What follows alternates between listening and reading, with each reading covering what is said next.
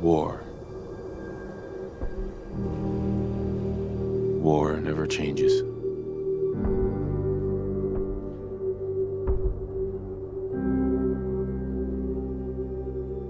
In the year 1945, my great-great-grandfather, serving in the army, wondered when he'd get to go home to his wife and the son he'd never seen. He got his wish when the US ended World War II by dropping atomic bombs on Hiroshima and Nagasaki. The world awaited Armageddon. Instead, something miraculous happened. We began to use atomic energy not as a weapon, but as a nearly limitless source of power. People enjoyed luxuries once thought the realm of science fiction. Domestic robots, fusion-powered cars, portable computers. But then, in the 21st century, people awoke from the American dream. Years of consumption led to shortages of every major resource. The entire world unraveled. Peace became a distant memory. It is now the year 2077. We stand on the brink of total war. And I am afraid. For myself. For my wife. For my infant son. Because if my time in the army taught me one thing,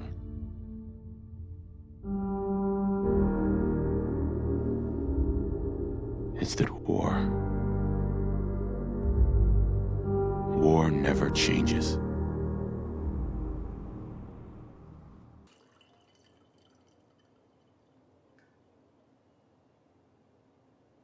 War never changes. You're gonna knock him dead at the Veterans Hall tonight, hun. You think?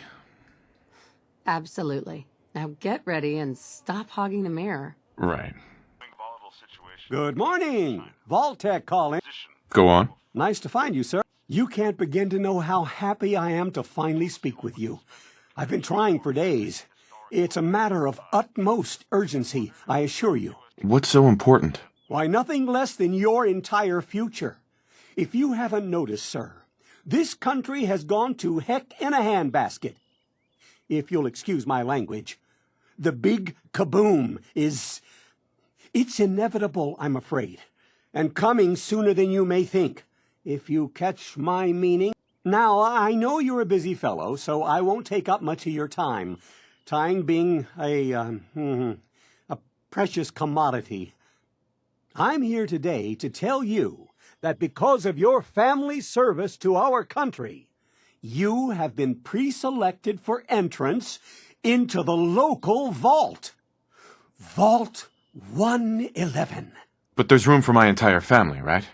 Of course, of course. Minus your robot, naturally. In fact, you're already cleared for entrance. It's just a matter of verifying some information. Don't want there to be any holdups in the unforeseen event of total atomic annihilation. Won't take but a moment. Tell me more about this vault. Oh, it has all the amenities of the modern home, I assure you. Not to mention total protection from nuclear radiation and hostile mutants. A better future underground. It's not only our mission, it's our passion. Sure, let's do it. Splendid! Splendid. Now, let's see. Wonderful. That's everything. Just gonna walk this over to the vault. Congratulations on being prepared for the future. Thanks again. Hey, it's peace of mind. That's worth a little paperwork, right? For you and Sean, no price is too high. Good answer. I have my moments. Hun. Nervous? Sir, Don't be. Sean has Everyone's been gonna love changed, the speech. but he absolutely refuses to calm down. I think he needs some of that paternal affection. You seem to be so... Hey, Codsworth. You heard Codsworth. If I may, Go on. Sean requires your personal attention. A boy needs Hey, his hon. father after I'll be there in a minute. Go ahead. All the easier for our mechanized Hellcats to drive any screaming commune. How are the two most important men in my life doing? Spin the mobile a bit. He loves that. Hey, how's my little guy? Much better now, huh?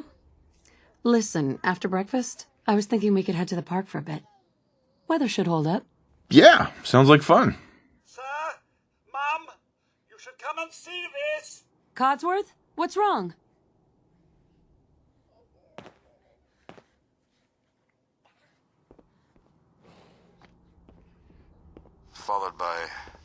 Followed by flashes, blinding flashes. Sounds of Codsworth. explosions. Sir, We're listen. trying to get confirmation. What? We seem to have lost What did contact he with our say? affiliate stations. We do have coming in. That's confirmed reports. I repeat, confirmed reports of nuclear detonations in New York and Pennsylvania. My God. Oh my god. We need to get to the vault! Now! I've got Sean. Let's go. Residents of Sanctuary Hills, if you are registered, evacuate to Vault 111 immediately. This way, all vault participants! Leave the bags! Who cares? Just help me pack it up!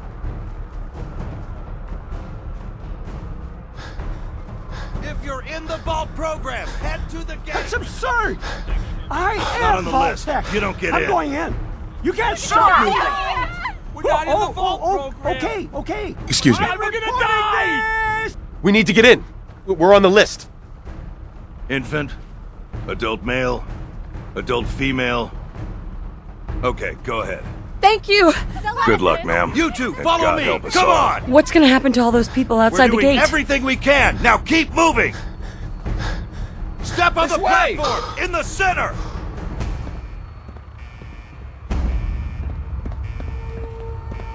All right, that's it. Send it down. Almost there. We're gonna be okay. I love you. Both of you. We love you too. Oh my god! Now! Send it down now!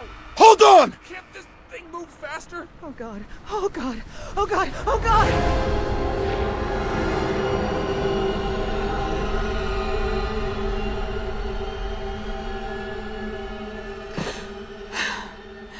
We did it. We made it. We're okay. Everyone please, step off the elevator and proceed up the stairs in an orderly fashion. No need to worry, folks. We'll get everyone situated in your new home. Vault 111.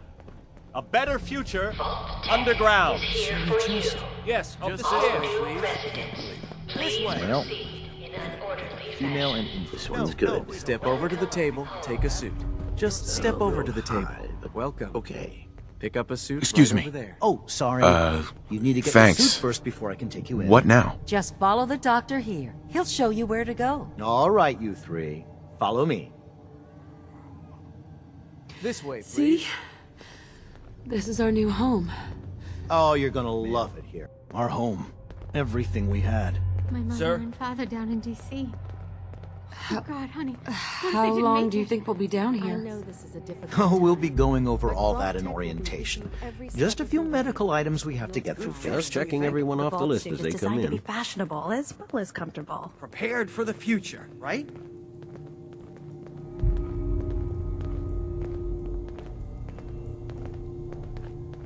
Just Hey, step into the chamber whenever you're ready.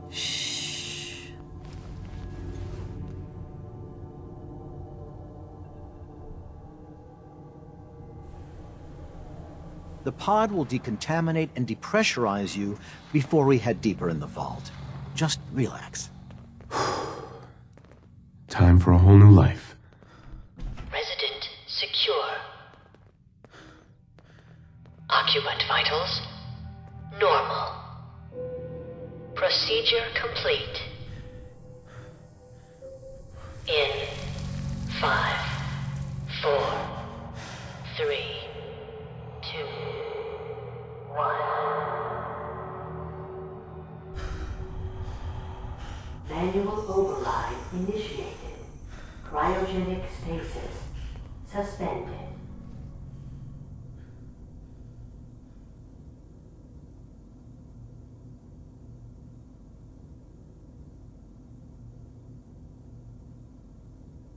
This is the one.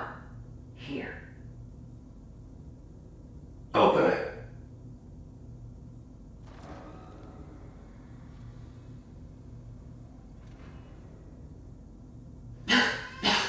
Is it over? Are we okay? Almost. Everything's going to be fine. Come here. Come here. Wait. No. I got him. Let the boy go. I'm only going to tell you once. I'm not giving you Sean. God damn it. Get the kid out of here and let's go. At least we still have the backup. Cryogenic sequence reinitialized.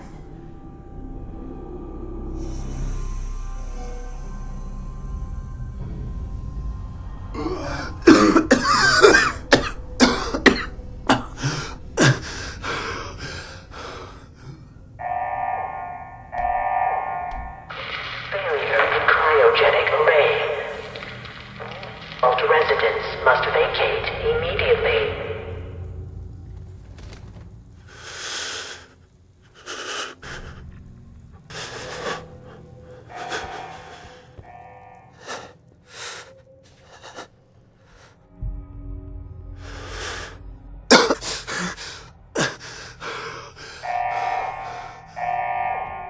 Malfunction in emergency exit door override.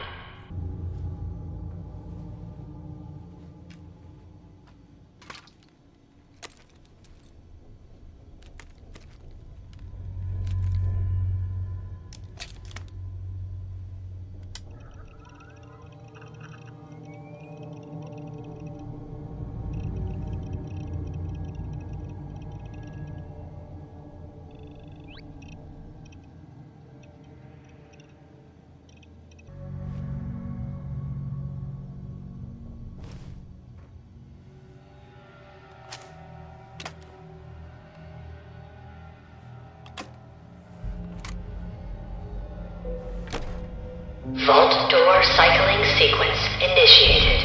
Please stand back.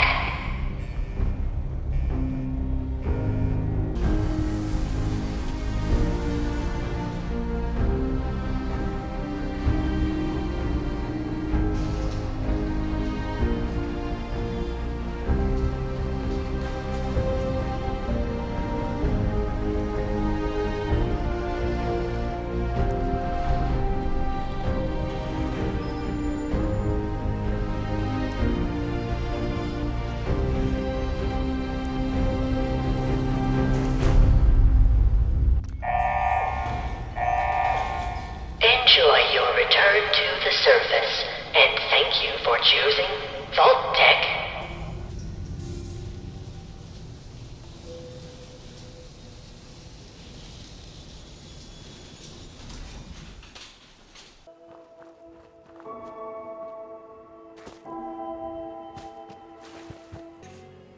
Oh, it's really you. Codsworth? You're still here. So, other people could still be alive too. Well, of course I'm still here. Surely you don't think a little radiation could deter the pride of General Atomics International? But you seem the worse for wear. Best not let the wife see you in that state, Where is the missus, by the way? She's in a better place. Sir, these things you're saying, these terrible things, I believe you need a distraction. Yes, a distraction to calm this dire mood. It's been ages since we've had a proper family activity. Checkers, or perhaps charades. Sean does so love that game. Is the lad with you? Sean's been kidnapped. But I'm going to find him. I'm going to get my son back. It's worse than I thought. You're suffering from hunger-induced paranoia. Not eating properly for 200 years will do that, I'm afraid. Doesn't matter how long it's been. I feel fine. A bit over 210, actually, sir. Or give or take a little, for the Earth's rotation and some minor dings to the old chronometer. That means you're 2 centuries late for dinner. Perhaps I can whip you up a snack? You must be famished. What? Food? Yeah, sure. I need a minute to think. Then I'll be right back. Man, I don't know who you are, but your timing's impeccable. Preston Garvey, Commonwealth Minutemen. Glad to help. Well, if that's true, we could use some more goodwill. As you can see, we're in a bit of a mess here. Please, go on. A month ago, there were 20 of us. Yesterday, there were 8. Now we're 5. First, it was the ghouls in Lexington, and now this mess. Sorry. Sounds rough. Thanks. It's good to meet someone who really cares. Anyway, we figured Concord would be a safe place to settle. Those raiders proved us wrong. Damn it. But, well, we do have one idea. One good idea can make all the difference. Sturgis. Tell him. There's a crashed vertibird up on the roof. Old school. Pre-war. You might have seen it. Well, looks like one of its passengers left behind a seriously sweet goodie. We're talking a full suit of cherry T-45 power armor. Military issue. I like it. Yeah, I thought you might. Protection with an added bonus. Get the suit. You can rip the minigun right off the vertibird. Do that, and those raiders get an express ticket to hell. You dig? Minigun. Now we're talking. I know, right? Only there's one hitch. The suit's out of juice. Probably been dry for 100 years. It can be powered up again. But we're a bit stuck. I'll help if I can. What you'll need is an old pre-war FC. A standardized fusion core. Your high-grade, long-term nuclear battery used by the military and some companies way back when. And we know right where to find one. But we can't get to the damn thing. It's down in the basement. Locked behind a security gate. Look, I fix stuff. I tinker. Bypassing security ain't exactly my forte. You could give it a shot. Can't be too hard. I'll see what I can do. Well, all right. Maybe our luck's finally turning around. Once you jack the core into the power armor and grab that minigun, those raiders will know they picked the wrong fight.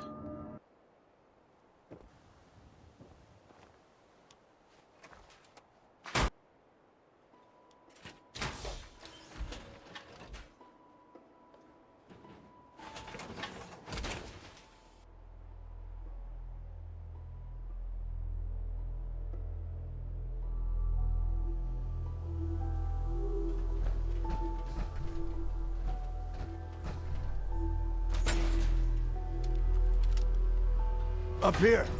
Boss, we got somebody up here.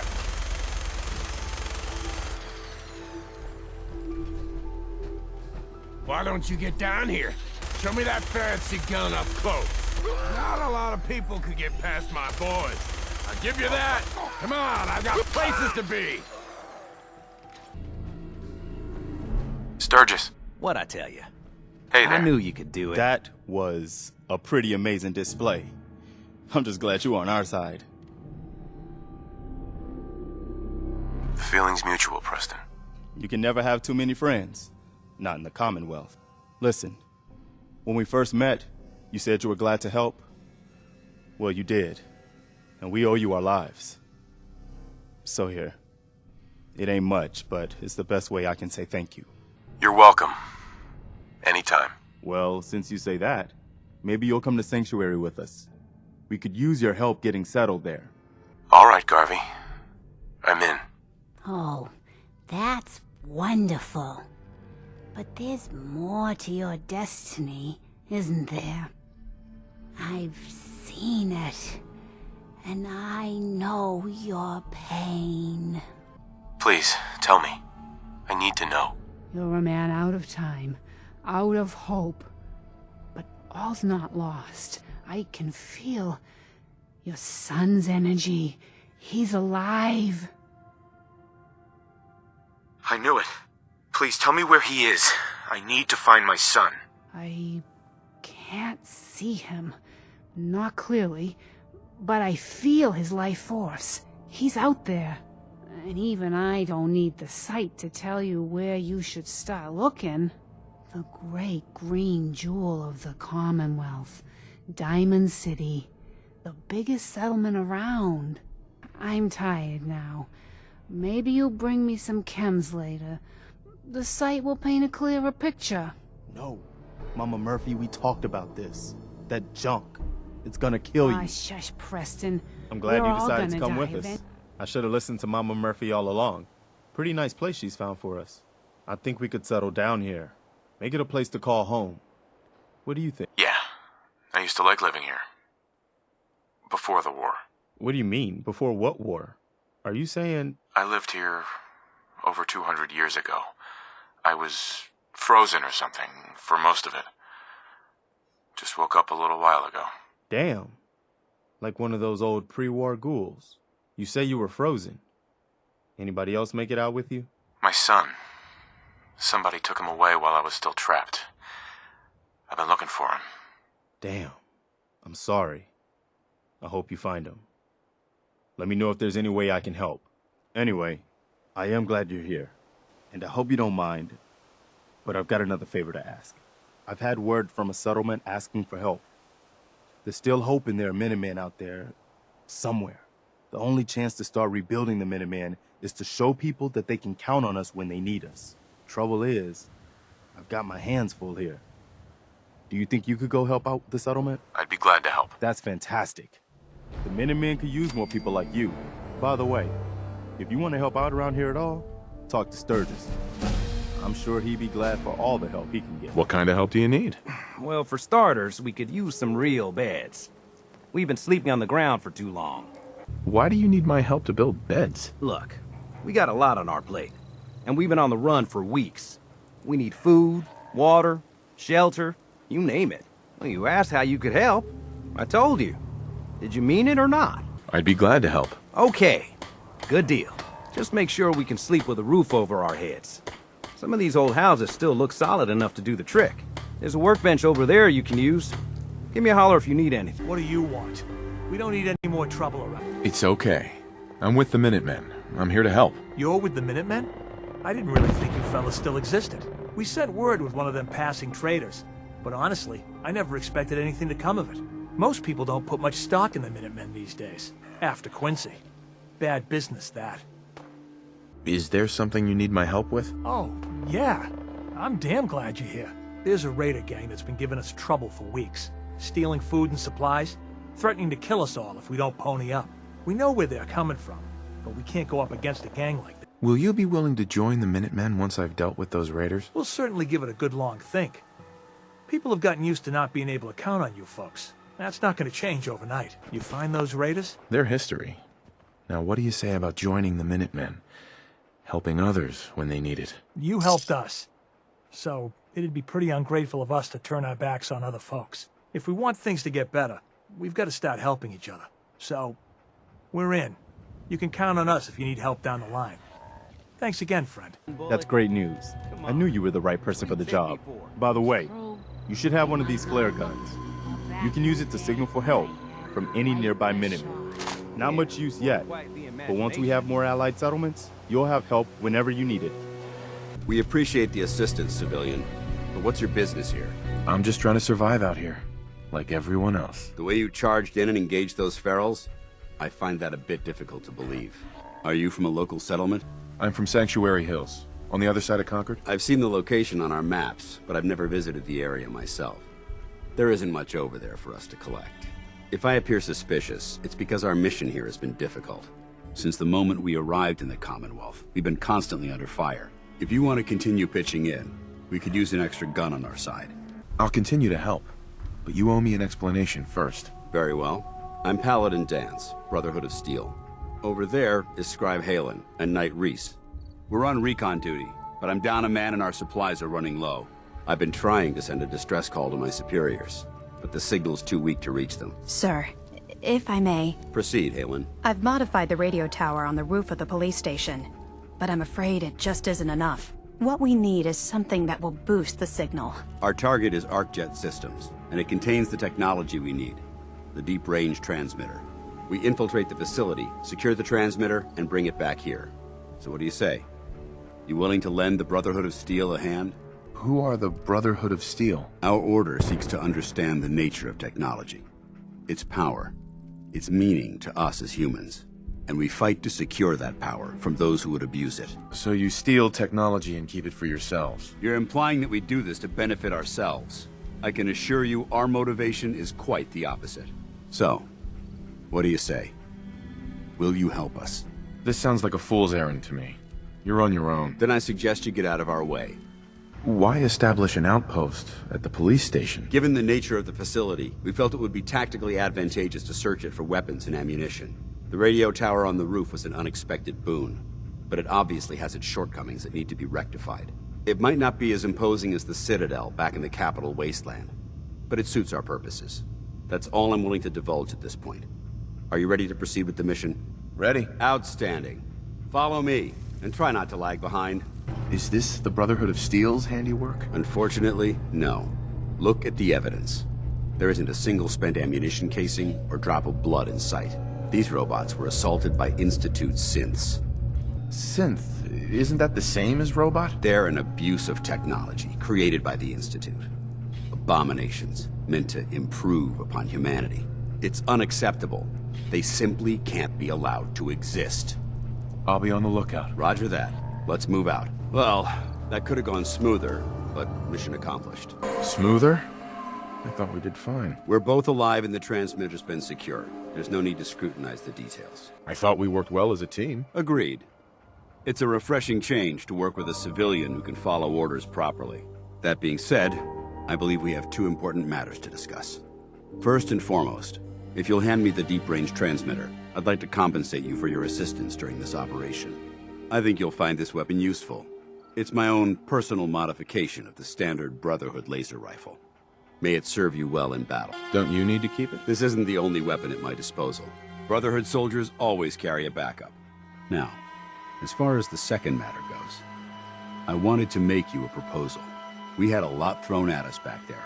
Our op could have ended in disaster, but you kept your cool and handled it like a soldier. There's no doubt in my mind that you've got what it takes. The way I see it, you've got a choice. You could spend the rest of your life wandering from place to place, trading an extra hand for a meager reward. Or, you could join the Brotherhood of Steel and make your mark on the world. So, what do you say? I'd be honored to join. That's what I wanted to hear. Meet me back at the police station, and we'll discuss the details. Recruit? After all I did to help, I was expecting more. Hey, consider yourself lucky. It took me more than a month of training before they let me run my first mission. So you decided to stay, huh?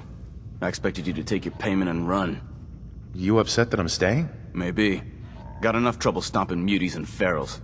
I don't need something else to worry about. Reese, that's enough. Like it or not, you're going to have to learn to work together. And you need to understand what it means to be a part of the Brotherhood. We're not soldiers of fortune. We're an army. And we've dedicated our lives to uphold a strict code of ethics. If you intend to stay within our ranks, you need to obey our tenets without question. Don't worry. I've spent time in the military. Perfect. Then there's no need to give you a long lecture. So I'll get right to the point. I only ask for two things from anyone under my command: honesty and respect. You fall in line, you stay in line. I give you an order, and you follow it. It's as simple as that. Now, before I release you to Halen and Reese for your assignments, there's one last order of business.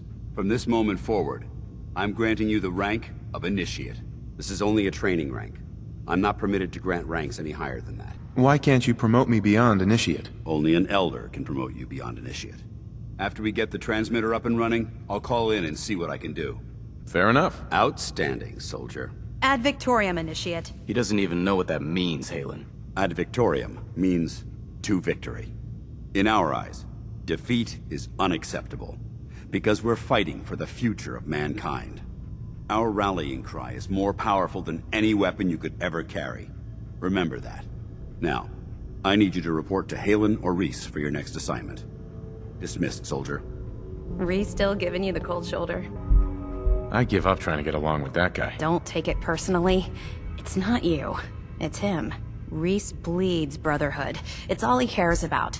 It's his family. It's his whole life. If anything else comes into the picture and gets in the way, he shoves it aside. Is there something between the two of you? That's none of your business. Look, just give Reese some time. I'm sure he'll see you're a valuable member of the team, and he'll come around. So, are you ready to take on your first assignment? Ready. Great. Let me explain what I need you to do. One of the Brotherhood's most important duties is the recovery and preservation of technology that was lost when the bombs fell. I have a list of locations that contain artifacts we need you to recover, in order to have them cataloged and studied by our scribes. Here, this should cover all the information you'll need to find your first artifact. Good luck, and be careful. What's your problem? My problem is I can't figure you out. You come from out of the blue, take down a few ferals, and suddenly you're all buddy-buddy with Paladin Dance. I don't know if you're serious about being a part of the Brotherhood, or you're just biding your time until you find whatever it is you're looking for. Either way, until you tuck a few of these assignments under your belt, I'm gonna be keeping my eye on you. Now, you ready to go or what? Ready. Then listen up. Like it or not, one of our most important duties is to keep the Commonwealth clear of the trash. I'm talking about mutants, ghouls, synths. The abominations the damn eggheads caused when they started playing with their toys. This op is simple. I'm gonna send you to a target, and you're gonna terminate everything that calls it home. All the details you need are right here. Don't come back until the job's done. Well, look who's back. I take it that area's clear. Am I getting rewarded for this? Dance has authorized me to reimburse you. You really have to ask? The obvious answer is yes. Now, if you're done asking stupid questions, now report to Paladin Dance. He said he had a mission for you. And you're ready for another op, you know where to find me. Here it is. Great. I'll get this documented and ready to send off. Here, I'm always looking for tech. Let me know if you're anxious to get back out there. Affirmative. Perfect. Here's the location. Get on it. Just tell me what you need. All right. Over the years, the Brotherhood has sent several recon teams to the Commonwealth. The last squad went in 3 years ago. They never reported back. Officially, they're missing, presumed dead. And you want me to find out what happened to them? Correct. We owe them that much. Their insertion point was in the hills near Malden. Survey the area and establish a search pattern. Monitor your radio for distress signals. All recon teams are issued distress pulsars that put out a short-range homing beacon. If you can acquire a signal, you should be able to trace it to its source. What do you mean you can't open the gate? Stop playing around, Danny. I'm standing out in the open here, for crying out loud. I got orders not to let you in, Miss Piper. I'm sorry. I'm just doing my job. Ooh, just doing your job. Protecting Diamond City means keeping me out, is that it? Oh, look, it's the scary reporter. I'm sorry, but Mayor McDonough's really steamed, Piper. Saying that article you wrote was all lies. The whole city's in a tizzy. Ugh. You open this gate right now, Danny Sullivan. I live here. You can't just lock me out. Damn it, Danny. Open up!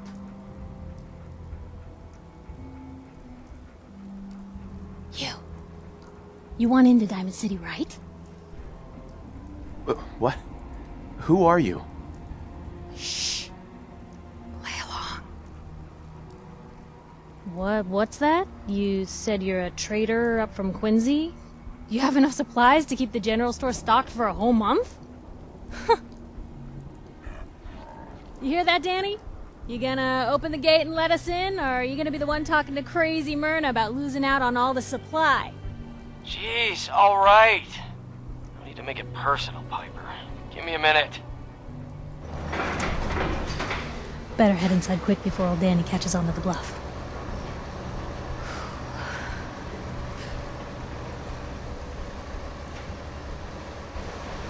This place, Diamond City. What is it? Oh, the Green Jewel? She's a sight. Everyone who's anyone in the Commonwealth is from here, settled here, got kicked out of here. A big wall, some power, working plumbing, schools, and some security goons are what make Diamond City the big monster it is. Oh, love it or hate it. You'll see for yourself soon enough. Let's go. Why don't we ask the newcomer? You support the news? Because the mayor's threatened to throw free speech in the dumpster. What newspaper are you talking about? Mine. Public Occurrences. And we're the hard look at the truth. So are you with us or not? Always believed in freedom of the press. Oh, I didn't mean to bring you into this argument, good sir. No.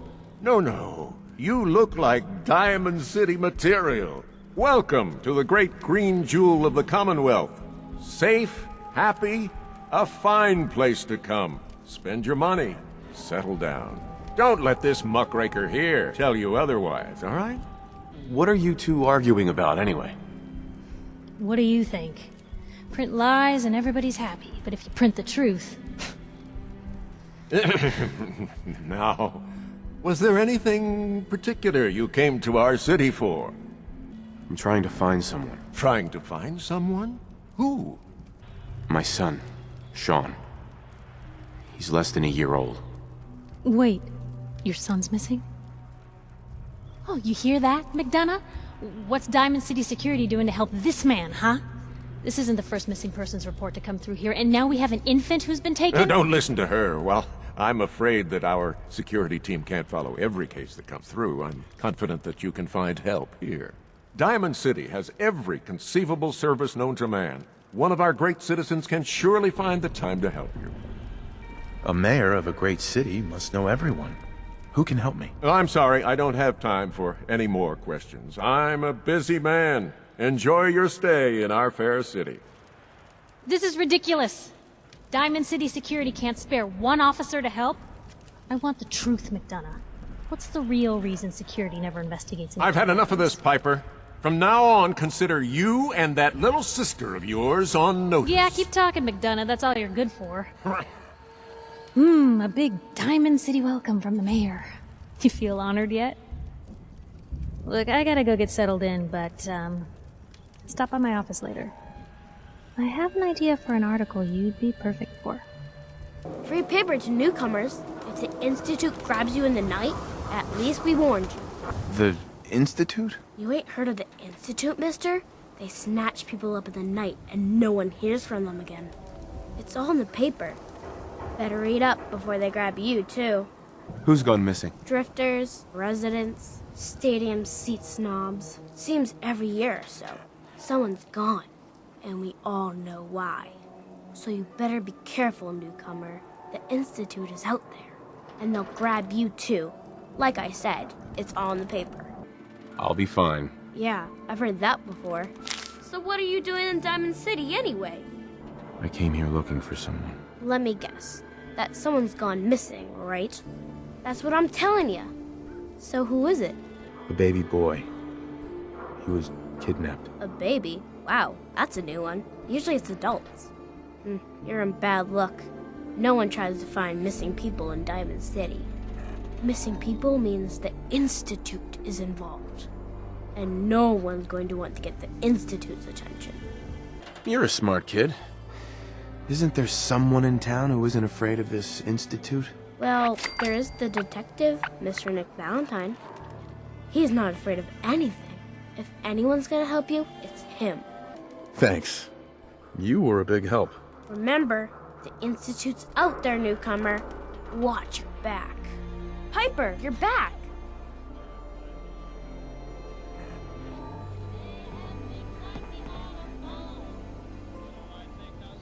Hey, kiddo. How are the paper sales? Well, the presses are getting overloaded. That motor is going to go soon if we don't replace it. You've been saying that for weeks and the old girl still keeps cranking. Stop worrying so much. I gotta head into the office. You start whistling if you see any angry politicians coming our way. Why? Is something wrong? Piper? Yeah, I'm the new guy. Well, it's good to have you here. Name's Arturo Rodriguez. If you need protection, let's talk. Let's see what you've got. Feel free to test the grips. Keep calm. I'm standing still. That's exactly what a synth would say. But I don't know. Are you really, human? Synth? What's a synth? A synth, as in synthetic person. Those things the Institute makes. Look real, with hair and sweat and blood and everything. So, are you human or not? No, I'm Jangles, the moon monkey. That's just what a synth would do, ducking the question. We don't serve your kind here. Another stray coming in from the rain. Afraid you're too late. Office is closed. I know you must be busy, but I won't take much of your time, miss. It's important. You don't get it. The detective, he's gone. Missing. Wait, who are you? You the detective? Me? No, I'm Nick's secretary. Handle his appointments, his papers, that sort of thing. Well, that's what I used to do anyway, but now Nick's disappeared and I can't keep a detective agency open without a detective. Don't worry, I can help. Tell me what happened. Nick was working a case. Skinny Malone's gang had kidnapped a young woman, and he tracked them down to their hideout in Park Street Station. There's an old vault down there that they use as a base. I told Nick he was walking into a trap, but he just smiled and walked out the door like he always does. Who's this Skinny Malone character? I don't know much about him, but he's from Good Neighbor, and that means he's in the well-pressed suits and machine gun school of thuggery. I'll find him. You have my word. Thank you. Nick should be easy to spot. He's always wearing that old hat and trench coat getup. Please, hurry. Why are you calling me that? 'Cause you're a vault dweller? I know you're not wearing the blue jumpsuit right now, but the Pip-Boy and the fish out of water look... Dead giveaways. So here's the deal. I want an interview. Your life story in print. I think it's time Diamond City had a little outside perspective on the Commonwealth. You do that, and I'll tell you what. I'll come with you. Watch your back while you get used to the world above ground. What kind of interview is this gonna be? I ask you who you are, get your opinion on life out there, and maybe load up a few tough questions and keep it interesting. What do you say? All right, Piper. I'm in. Good. Let's get down to business. So, I know you're from a vault. How would you describe your time on the inside? My family and I were frozen. I didn't spend much time in the vault. Wait, they boxed you up in a fridge? The whole time? Are you saying you were alive before the war? Yes. I'm over 200 years old. Oh my god. The man out of time. So, you've seen the Commonwealth, Diamond City. How does it compare to your old life? Honestly, seeing everyone surviving out here, rebuilding the world, it gives me hope. That's surprisingly inspired, Blue. We're definitely quoting that. Now, I already know you're looking for your son, Sean. Do you suspect the Institute was involved in his kidnapping? Sure sounds like they might be. Not even a baby is safe from them. And people wonder why I can't just look the other way. For the last part of our interview, I'd like to do something different. I want you to make a statement to Diamond City directly. The threat of kidnapping is all but ignored in the Commonwealth. Everyone wants to pretend it just doesn't happen. What would you say to someone out there who's lost a loved one but might be too... Wait, people just ignore kidnappings out here? Yeah, Blue, you haven't noticed? You grow up in the Commonwealth and eventually someone is gonna get taken. Maybe not someone you know, but someone. And people just say, well, could have been worse. Could have been killed by raider attacks, or super mutants, or feral ghouls. They just give up. So I want my readers to hear what keeps you going. Maybe they'll find a little inspiration. Now, what would you like to say? How much you want to give up? Don't. You have to have hope that you'll see them again. Or at least, that you'll know the truth. A strong note to end on, Blue. Thanks. That's everything. It's gonna take some time to put this all together, but I think your story is gonna give Diamond City plenty to talk about. Anyway, I agreed to come with you, right? Watch your back. Just say the word when you're ready. I can't wait to see where the story goes next. My knight in shining armor. Question is, why does he come all this way? Risk life and limb? An old private eye. I'm tracking a murderer. The bastard who shot my wife. Took my son. I don't even have a clue who he is or where he's gone. So you need a little angel of vengeance, huh? Well, I don't usually go after blood money, but I guess I can make an exception. I've been cooped up in here for weeks. Turns out the runaway daughter I came here to find wasn't kidnapped. She's Skinny Malone's new flame. And she's got a mean streak. Anyway, you got troubles, and I'm glad to help. But now ain't the time. Let's blow this joint. Then we'll talk. Oh yeah? Then what's this guy doing here, huh? Valentine must have brought him here to rub us all out? What's the deal with you people and Nick, anyway? Darla's a runaway. Her father wanted me to bring her back home. Turns out she skipped town to be with my old pal Skinny Malone, mob boss. Never thought he'd manage to scrape together a big enough crew to take over a vault. Guess life's full of surprises. Hey, who's running this show here? You got something to say? Say it to me. You and Nick know each other? Yeah. This troublemaker here used to be a real headache back in the day. Before we got kicked out of the old neighborhood. Must have done this dance 100 times. Enemies are kind of the closest thing you get to friends in these parts. Now quit stalling. You gonna talk? Talk. Look at yourself. Darla's playing you for a sap. You're better than this. You're better than her. No one tells Skinny Malone how to run his affairs. I've had enough of this. Time for the hard goodbye. Ready to talk? How do you know to find me down in that old vault? Your secretary, Ellie. She sent me. She did? I should give her a raise. Now, you mentioned something about tracking down a murderer and how he took your son. I want you to come to my office in Diamond City. Give me all the details. Besides, I think you've earned a chance to sit down and clear your head. I'll meet you there. See you in Diamond City. I said we don't serve your kind here, you synth. Sure.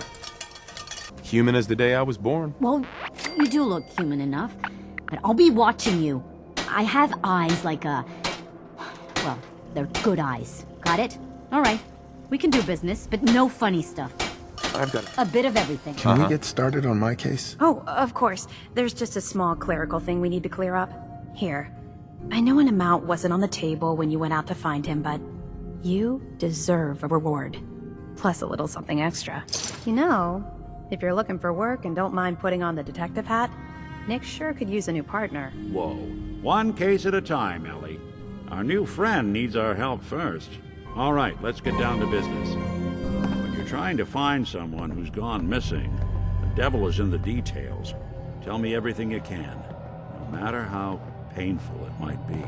There was a man and a woman. They didn't say much, but I remember they called me the backup. So we're talking a small team. Professionals. The kind that know to keep their lips tight when they're on the job. Not sure what the backup means, though.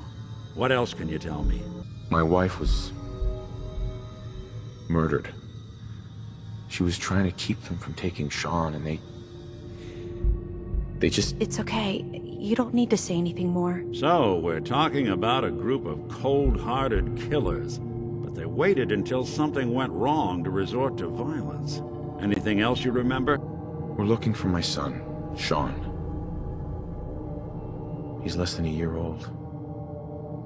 Why would anyone take him? Good question. Why your family in particular? And why an infant? Someone would be taking on all of his care, and a baby needs a lot of it. Well, that confirms it. This isn't a random kidnapping. Whoever took your kid had an agenda. There's a lot of groups in the Commonwealth that take people. Raiders, super mutants, the Gunners, and of course there's the Institute. So you think this Institute is responsible? Well, they're the boogeymen of the Commonwealth. Something goes wrong, everyone blames them. Easy to see why. Those early model synths of theirs strip whole towns for parts, killing everything in their way. Then you got the newer models, good as human, that infiltrate cities and pull strings from the shadows. Worst of all, no one knows why they do it, what their plan is, or where they are. Not even me. And I'm a synth myself. A discarded prototype, anyway. You're a prototype? As far as I know. Never seen any other synth like myself. There's the older ones that are dumb as rocks and all metal, and there's the newer ones that are almost human. I'm somewhere in between. Either way, I need to find Sean. You're right. The speculation is getting us off track. Let's focus on what you saw. What did these kidnappers look like? I'll never forget that voice. Low and rough. Like sandpaper across your face. Not much to go on, but a tough and commanding voice can get someone pretty far in the violence business. What else? The woman was dressed in, I think it was a kind of hazard suit. The man had some sort of metal brace on his arm. Maybe some kind of improvised armor? A lot of hired guns do that to look tough. The hazard suit is interesting. Not many mercs can afford something that fancy. What else do you remember about them? One of them came right up to me. Bald head. Scar across his left eye. Wait. It couldn't be. You didn't hear the name Kellogg at all, did you? Who is he? Do you think he has Sean? It's way too big of a coincidence. Ellie, what notes do we have about the Kellogg case? The description matches. Bald head, scar, reputation for dangerous mercenary work, but no one knows who his employer is. And he bought a house here in town, right? And he had a kid with him, didn't he? Yeah, that's right. The house in the abandoned West Stands. The boy with him was around 10 years old. There's no way that could be Sean. Yeah. Big difference between an infant and a 10-year-old, but that doesn't mean we're on the wrong track. He could have a son of his own. Or maybe he's turned kidnapping into a bad habit. In any event, they both vanished a while back. No trace. Let's you and I take a walk over to Kellogg's last known address. See if we can snoop out where he went. Security doesn't really go to that part of town, but you two should still be careful. I always am. Ah, yes. I remember you. Our new arrival.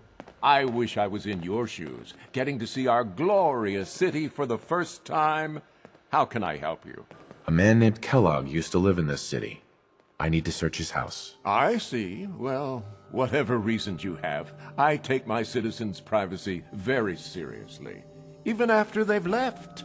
I can't allow you to invade someone else's home. That's all there is to it. Please, Mayor McDonough. This man Kellogg kidnapped my son. I need to find him. I see. I'm sorry, but however horrible the crimes this Mr. Kellogg may have committed, your word alone isn't hard evidence. So that's it? You're not going to help? Security is part of what keeps Diamond City above the petty squabbles and misfortunes of the Commonwealth. I can't betray that for anything. I understand. You have rules. Maybe for the right amount, you can bend them a bit. What? How dare you? I'm the mayor, for God's sake, not some thug for hire. Fine. Thanks for nothing. I know it's disappointing, but I have to think of all the people of Diamond City, not just the needs of one person.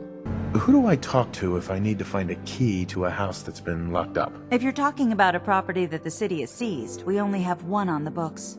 Mr. Kellogg's old house. You'd have to ask the mayor directly if you want the keys. Come on. Can't you help me yourself? And if I could, why should I? Please. All I want to do is find my son. The man who owned that house kidnapped him. I've heard the sob stories before, so save them. Maybe we can reach an agreement?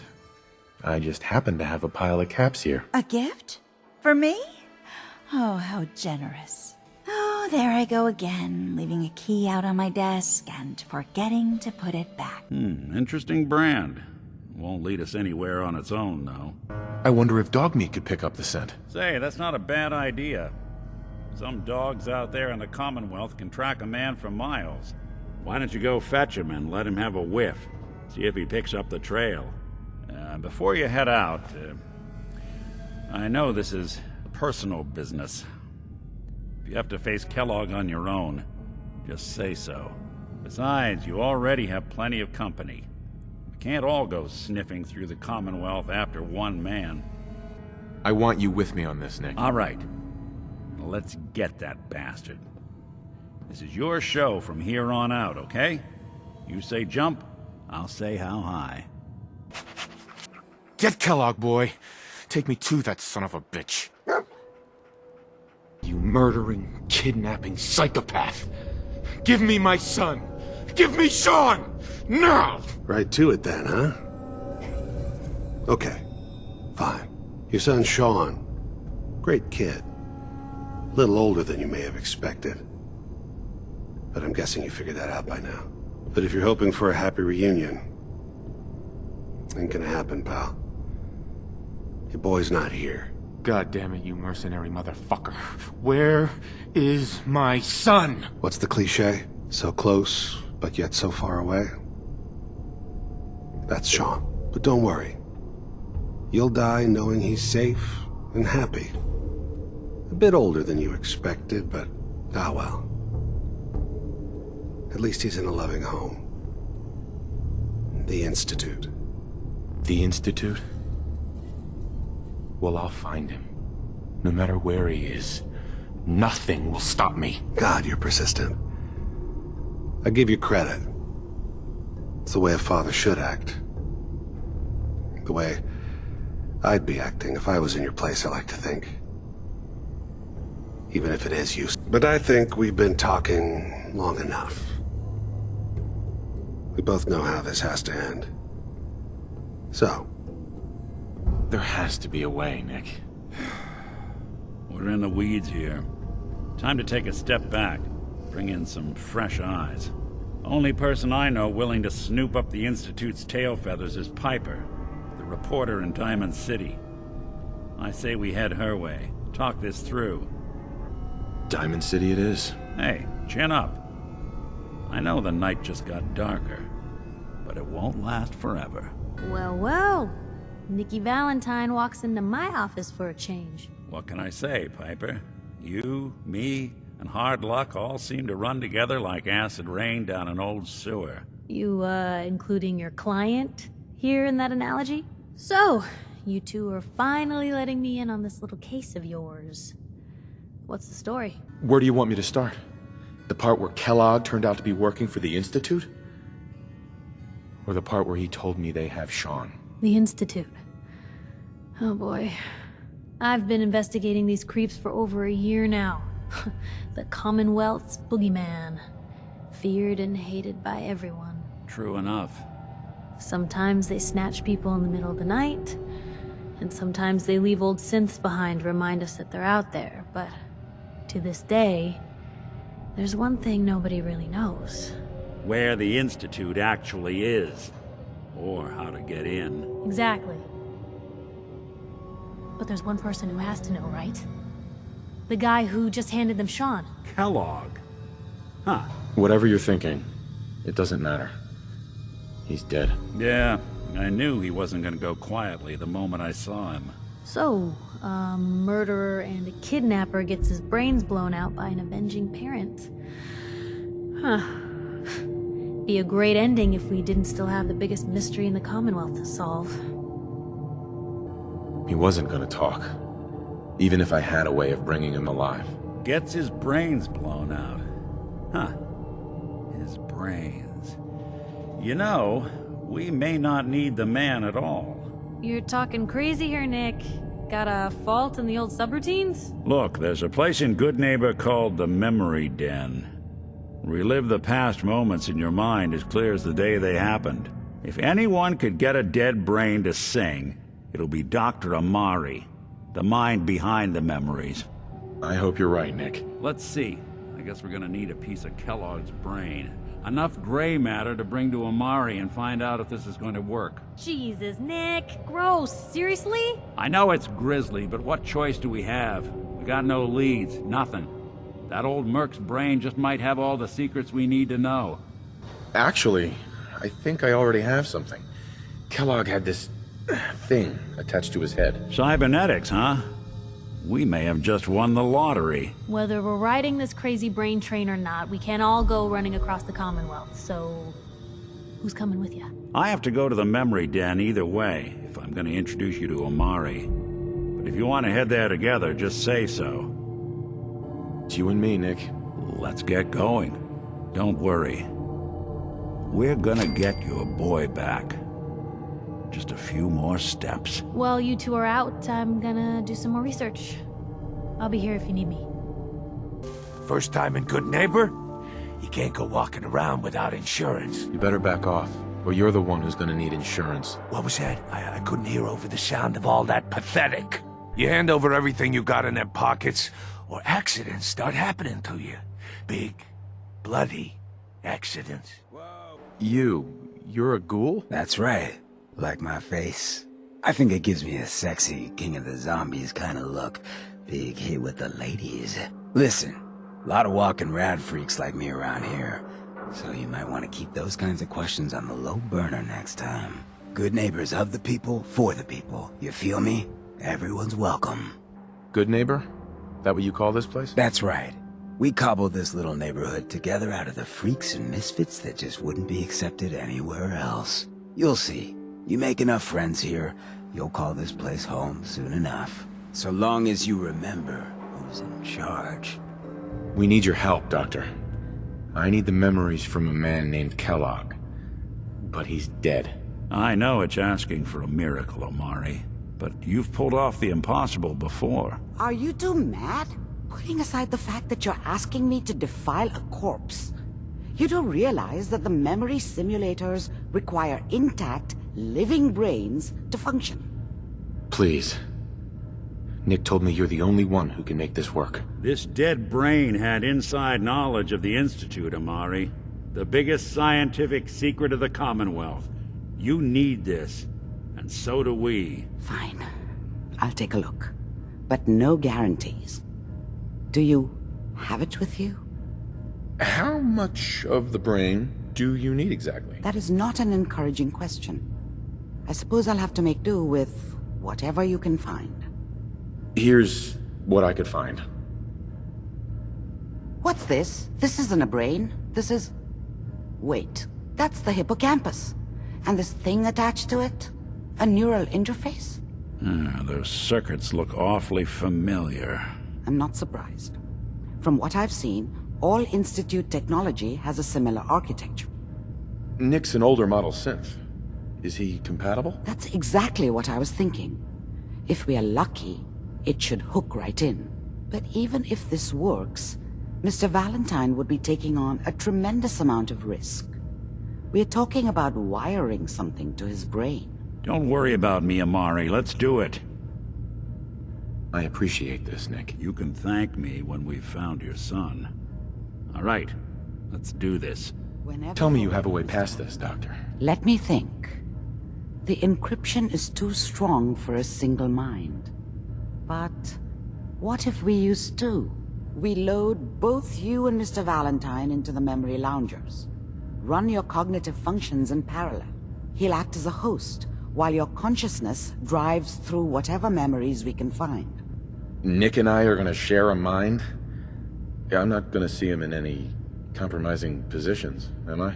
If a smart mouth was all it took to solve problems, we would have found your son by now. No. You won't have to worry about that. The only memories you'll access are the ones in the implant. All right. Let's get started. Just sit down over there, and keep your fingers crossed. I have this burning feeling inside my skull. It's like it's on fire. That's not surprising. All the synapses in your brain have just been pulled apart, connected to someone else, and then pulled back together. I injected you with a large stim pack while I was pulling you out. That should ease things. Are you ready to talk about what happened in there? There's more than one person who knows about the Institute. Virgil, that scientist who escaped. I didn't know Institute scientists could defect. This changes everything. He could answer all sorts of questions. Where did the memory say he was? The glowing sea? That can't be right. No one would risk going there, not even to hide. Why? What makes the glowing sea so dangerous? The name says it all. Radiation. So much that nothing there could possibly live. Nothing pleasant. Navigating radioactive hazards is nothing new. But the glowing sea can kill a man in seconds. That's why it doesn't make sense. Virgil fleeing into that hell. The exposure alone. That's why he's there. To make the Institute think twice about following him. That must be it. He's using the radiation in the glowing sea like a shield, or a cloak, a way to throw them off and be at an advantage. If Virgil found a way to survive there, you'll have to do the same. If you're going to follow him. How do I fight that much radiation, Doctor? There are chemical compounds. Rad-X, Radaway. You'd need as much as you could carry. Maybe more. A sealed environment suit would be great, if you could find one. Or maybe one of those suits of power armor? That would be perfect. I'll find a way to get through the rads. Don't worry. Good luck. And be safe. By the way, I unplugged Mr. Valentine first. Removed the implant while you were waking up. He's waiting for you upstairs. Hope you got what you were looking for inside my head. I was right. I should have killed you when you were on ice. What did you say? What are you talking about? You feeling all right, Nick? Yeah, I'm fine. Why? You sounded like Kellogg just then. Did I? Huh. Mari said there might be some mnemonic impressions left over. Anyway, I feel fine, so let's get going. We have to head into the glowing sea. Any advice? I'm a synth, so radiation isn't much of an issue for me, but an old suit of power armor might just be the guardian angel you're looking for. That, or you could buy up all the Rad-X and Radaway you can find from any chem dealer who's got it in stock. Let's get going, Nick. Been one heck of a ride so far. Let's see where it takes us next. Why? State your purpose or be divided in his sight. Holy ground? Adam? What's going on here? Atom reached out and touched this world, bringing his glow to us. It remains to this day a reminder of his promise. Infinite worlds through division. I'm looking for someone named Virgil. Virgil? Yes, we know this Virgil. What do you want with him? I need his help reaching the Institute. I have heard of this institute. They hide themselves, trying to avoid the power of Atom. A futile effort. In truth, this Virgil has caused some concern.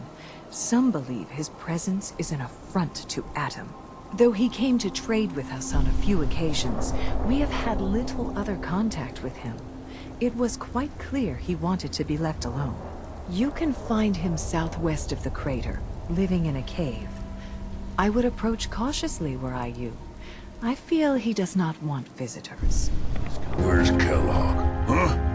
Trying to sneak up on me while you distract me? It's not going to work. I'm not stupid. I knew they'd send him after me.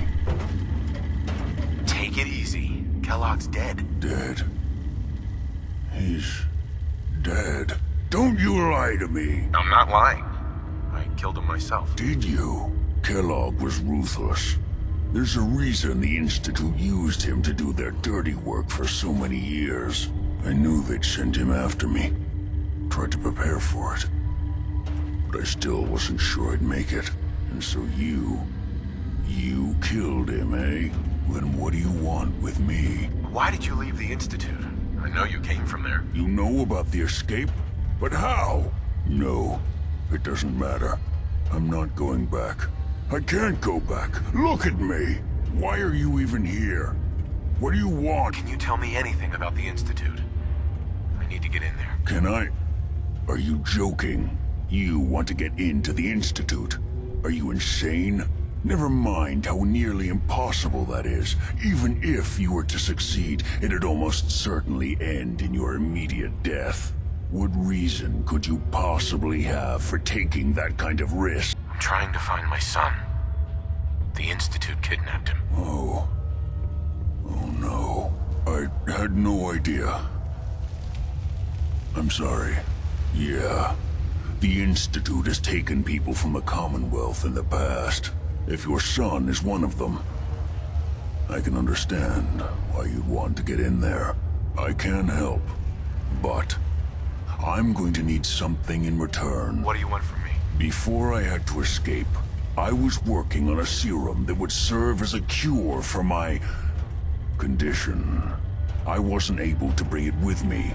It's still in my lab and, well, look at me. I need it. I need you to find it for me if you manage to get inside the Institute. What do you say? You help me and I'll help you. All right. All right. Let's talk details. First things first. You know how synths get in and out of the Institute? Yeah, they use some sort of teleporter. Well. Not many know about it. Pretty closely guarded secret. You've certainly done your homework. It's commonly referred to as the molecular relay. I don't understand all the science behind it, but it works. Dematerializes you in one place, rematerializes you in another. I'm sure it sounds crazy, but it's a reality. The relay is the only way in and out of the Institute. You understand? The only one. That means you're going to have to use it. Now, have you ever seen an Institute course? A courser? What's that? Another Institute secret. Coursers are Institute synths, designed for one purpose. They're hunters. Operations go wrong, a synth goes missing, and a courser is dispatched. They're very good at what they do, and you're going to have to kill one. Why do I have to kill one? Because you want to get into the Institute, remember? They're your ticket in. Every courser has special hardware that gives them a direct connection to the relay in the Institute. It's embedded in a chip in their heads.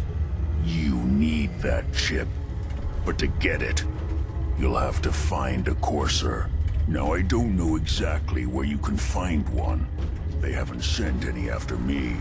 And sitting here waiting doesn't seem like a good plan. You're going to have to hunt one down. I can tell you where to start and give you some help finding one. But you'll have to do the dirty work. What do I need to do? Listen up. The primary insertion point for coursers is in the ruins of CIT, directly above the Institute. So you'll want to head there. Now, the relay causes some pretty heavy interference all across the EM spectrum. You've got a radio on that Pip-Boy, right? When you get to the ruins, tune it to the lower end of the band and listen in. You'll be able to hear the interference. Follow the signal, and it'll lead you to a courser. Then, you just have to not get killed. Not gonna lie, the odds aren't in your favor here. But if you do make it, remember what I said about the serum. I need it badly. I really do hope you find what you're looking for. I don't know what to say. Who are you? My Institute designation is K-198, but I prefer Jenny, so yes, I'm a synth, if you hadn't already guessed. I knew they'd send a courser. I just didn't think he'd find me so fast. I think I would have lost him too, but then I was captured by these mercenaries, and all this happened. Thanks again for your help. I'm gonna look for supplies before heading out. And before you ask, no, I don't need any more help. The Commonwealth is unforgiving. I need to make it on my own or I'm dead. Maybe we'll meet again, under better circumstances. I hope we do. Cavalry's arrived. And it looks like they sent in the big guns. Why did the Brotherhood send it here? We call our ship the Prydwen. She's loaded with enough troops and supplies to mount a major offensive. If she's here, Elder Maxon's here. And that means we're going to war. Who's Elder Maxon? Maxon? Man's a lunatic. Maxon is the commander of this division of the Brotherhood of Steel. He's the model of what every Brotherhood soldier hopes to become. If we're going to war, I can promise you that he'll be leading the charge. That being said, you're about to get to know the Prydwen up close and personal. I've received orders that we're both to report to her immediately. Follow me up to the roof of the police station. We're going for a little ride. You don't look much like a soldier to me. Looks can be deceiving. Which is precisely why I personally insist on scrutinizing every recruit who boards this vessel. I've read Paladin Dance's reports. He seems to think you'll make a fine addition to the Brotherhood. You might expect an endorsement like that to grant you a great deal of latitude with us. But let me make one thing clear. The Brotherhood of Steel has traveled to the Commonwealth with a specific goal in mind. As the captain of this vessel, I won't allow anyone to jeopardize our mission, no matter how valuable they think they are. Understood? What exactly is your mission here? I'm not at liberty to say. Elder Maxon will be addressing the crew shortly, and I'm certain all of your questions will be answered. Now, was there anything else, or was everything I said understood? Absolutely. Good. That's all for now, soldier. Your orders are to proceed to the command deck for the address, after which Elder Maxon wishes to have a word with you. If you have any questions, ask me now. Otherwise, you're dismissed. Where can I get power armor? Only knights are allowed to wear Brotherhood power armor. And you're no knight. Not yet. Until Elder Maxon grants you that title, you'll have to make do with what you've got. Anything else? Can you tell me anything about Elder Maxon? Elder Maxon is the supreme commander of the Brotherhood. Without his tenacity and his vision, we'd still be a small group of complacent stragglers, occupying the Citadel in the capital wasteland. In a mere decade, he's grown the Brotherhood of Steel into a major military force. He's an inspiration to us all. Is there anything else? I don't have any questions. Then I suggest you head over to the command deck immediately. Dismissed, Initiate. Care about them? I thought we were preparing for war. The Brotherhood is here to prevent a war by starting one of our own. The difference is, our war won't reduce civilization to ashes. What do you want from me? I want you to start taking responsibility for this planet, to start making a difference. And from what I've read in Paladin Dance's reports, you've already begun that journey. Seeing as he's one of my most respected field officers, you couldn't get a better recommendation. Therefore, from this moment forward, I'm granting you the rank of Knight. And, befitting your title, we're granting you a suit of power armor to protect you on the field of battle. Wear it with pride. Only a knight? Why not a paladin like Dance? The Brotherhood maintains a strict hierarchy, organized by rank. Paladin is several ranks above Knight, and it took Dance many years to achieve that goal. With your continued loyalty to the Brotherhood, I'm certain you can attain the same. In any event, once you're finished becoming familiar with the Pridwin and my staff, report to the flight deck for your new orders. Welcome aboard the Pridwin, soldier. Make us Maxon proud. seems so young compared to everyone else. You're okay with that? Don't let his age fool you. Maxon's a brilliant tactician, a formidable warrior, and possesses an idealistic vision for the future of the Brotherhood. I'd follow him anywhere, without question. Why are you so confident in his abilities? A decade ago, the Brotherhood had almost gone completely astray. The Elder before Maxon sent us down a path that was leading nowhere. He was more concerned about charity than the preservation of technology. But when Maxon took over, he single-handedly reprioritized the Brotherhood from the ground up and put us back on the path to glory. This ship and its crew are a testament to his leadership. He's a very dedicated man. It sounds like he stands behind everything he's saying. Of course he does. How could he afford not to? I just hope you appreciate how much of a chance I'm taking bringing you into the fold this quickly. Not to put too fine a point on it, but if you screw up, we go down together. So what's all this about you being my sponsor? Elder Maxon is understandably particular when it comes to new recruits. He believes in order to keep the Brotherhood strong, we have to bond as brothers. As your sponsor, it's my duty to travel with you throughout the Commonwealth to ensure that our ideals are being observed. That's why I'm so concerned about your performance in the field. I won't let you down, Dance. I promise. Good. Now, I know you're eager to hop into a suit of power armor and take the fight to the Institute. But first things first. In order to be an effective part of the team, you need to learn your way around this ship and get to know its crew. Since I've been officially assigned to you as your sponsor, I'd recommend taking me along with you. Sounds good. Let's go. Outstanding. You're finally here. Just set the books down anywhere. I'll get to them as soon as I can. I think you're confusing me with someone else. Perhaps I need to rummage through the supply bins for a new pair of glasses. Since it's obvious that you aren't who I was expecting, Would you mind telling me why you're here? Maxon wanted me to meet the crew, so you were next on my list. Ah, yes. You must be the new recruit described in Paladin Dance's report. Under normal circumstances, I'd provide you with a proper orientation of my department. However, I'm woefully behind setting up research patrols and getting bombarded with requests for technical documentation. Unfortunately, I'm lacking the personnel needed to get the job done. What type of technical documentation are you looking for? The Brotherhood is primarily interested in collecting information that might assist us with our current mission. Medical records, science journals, weapons schematics.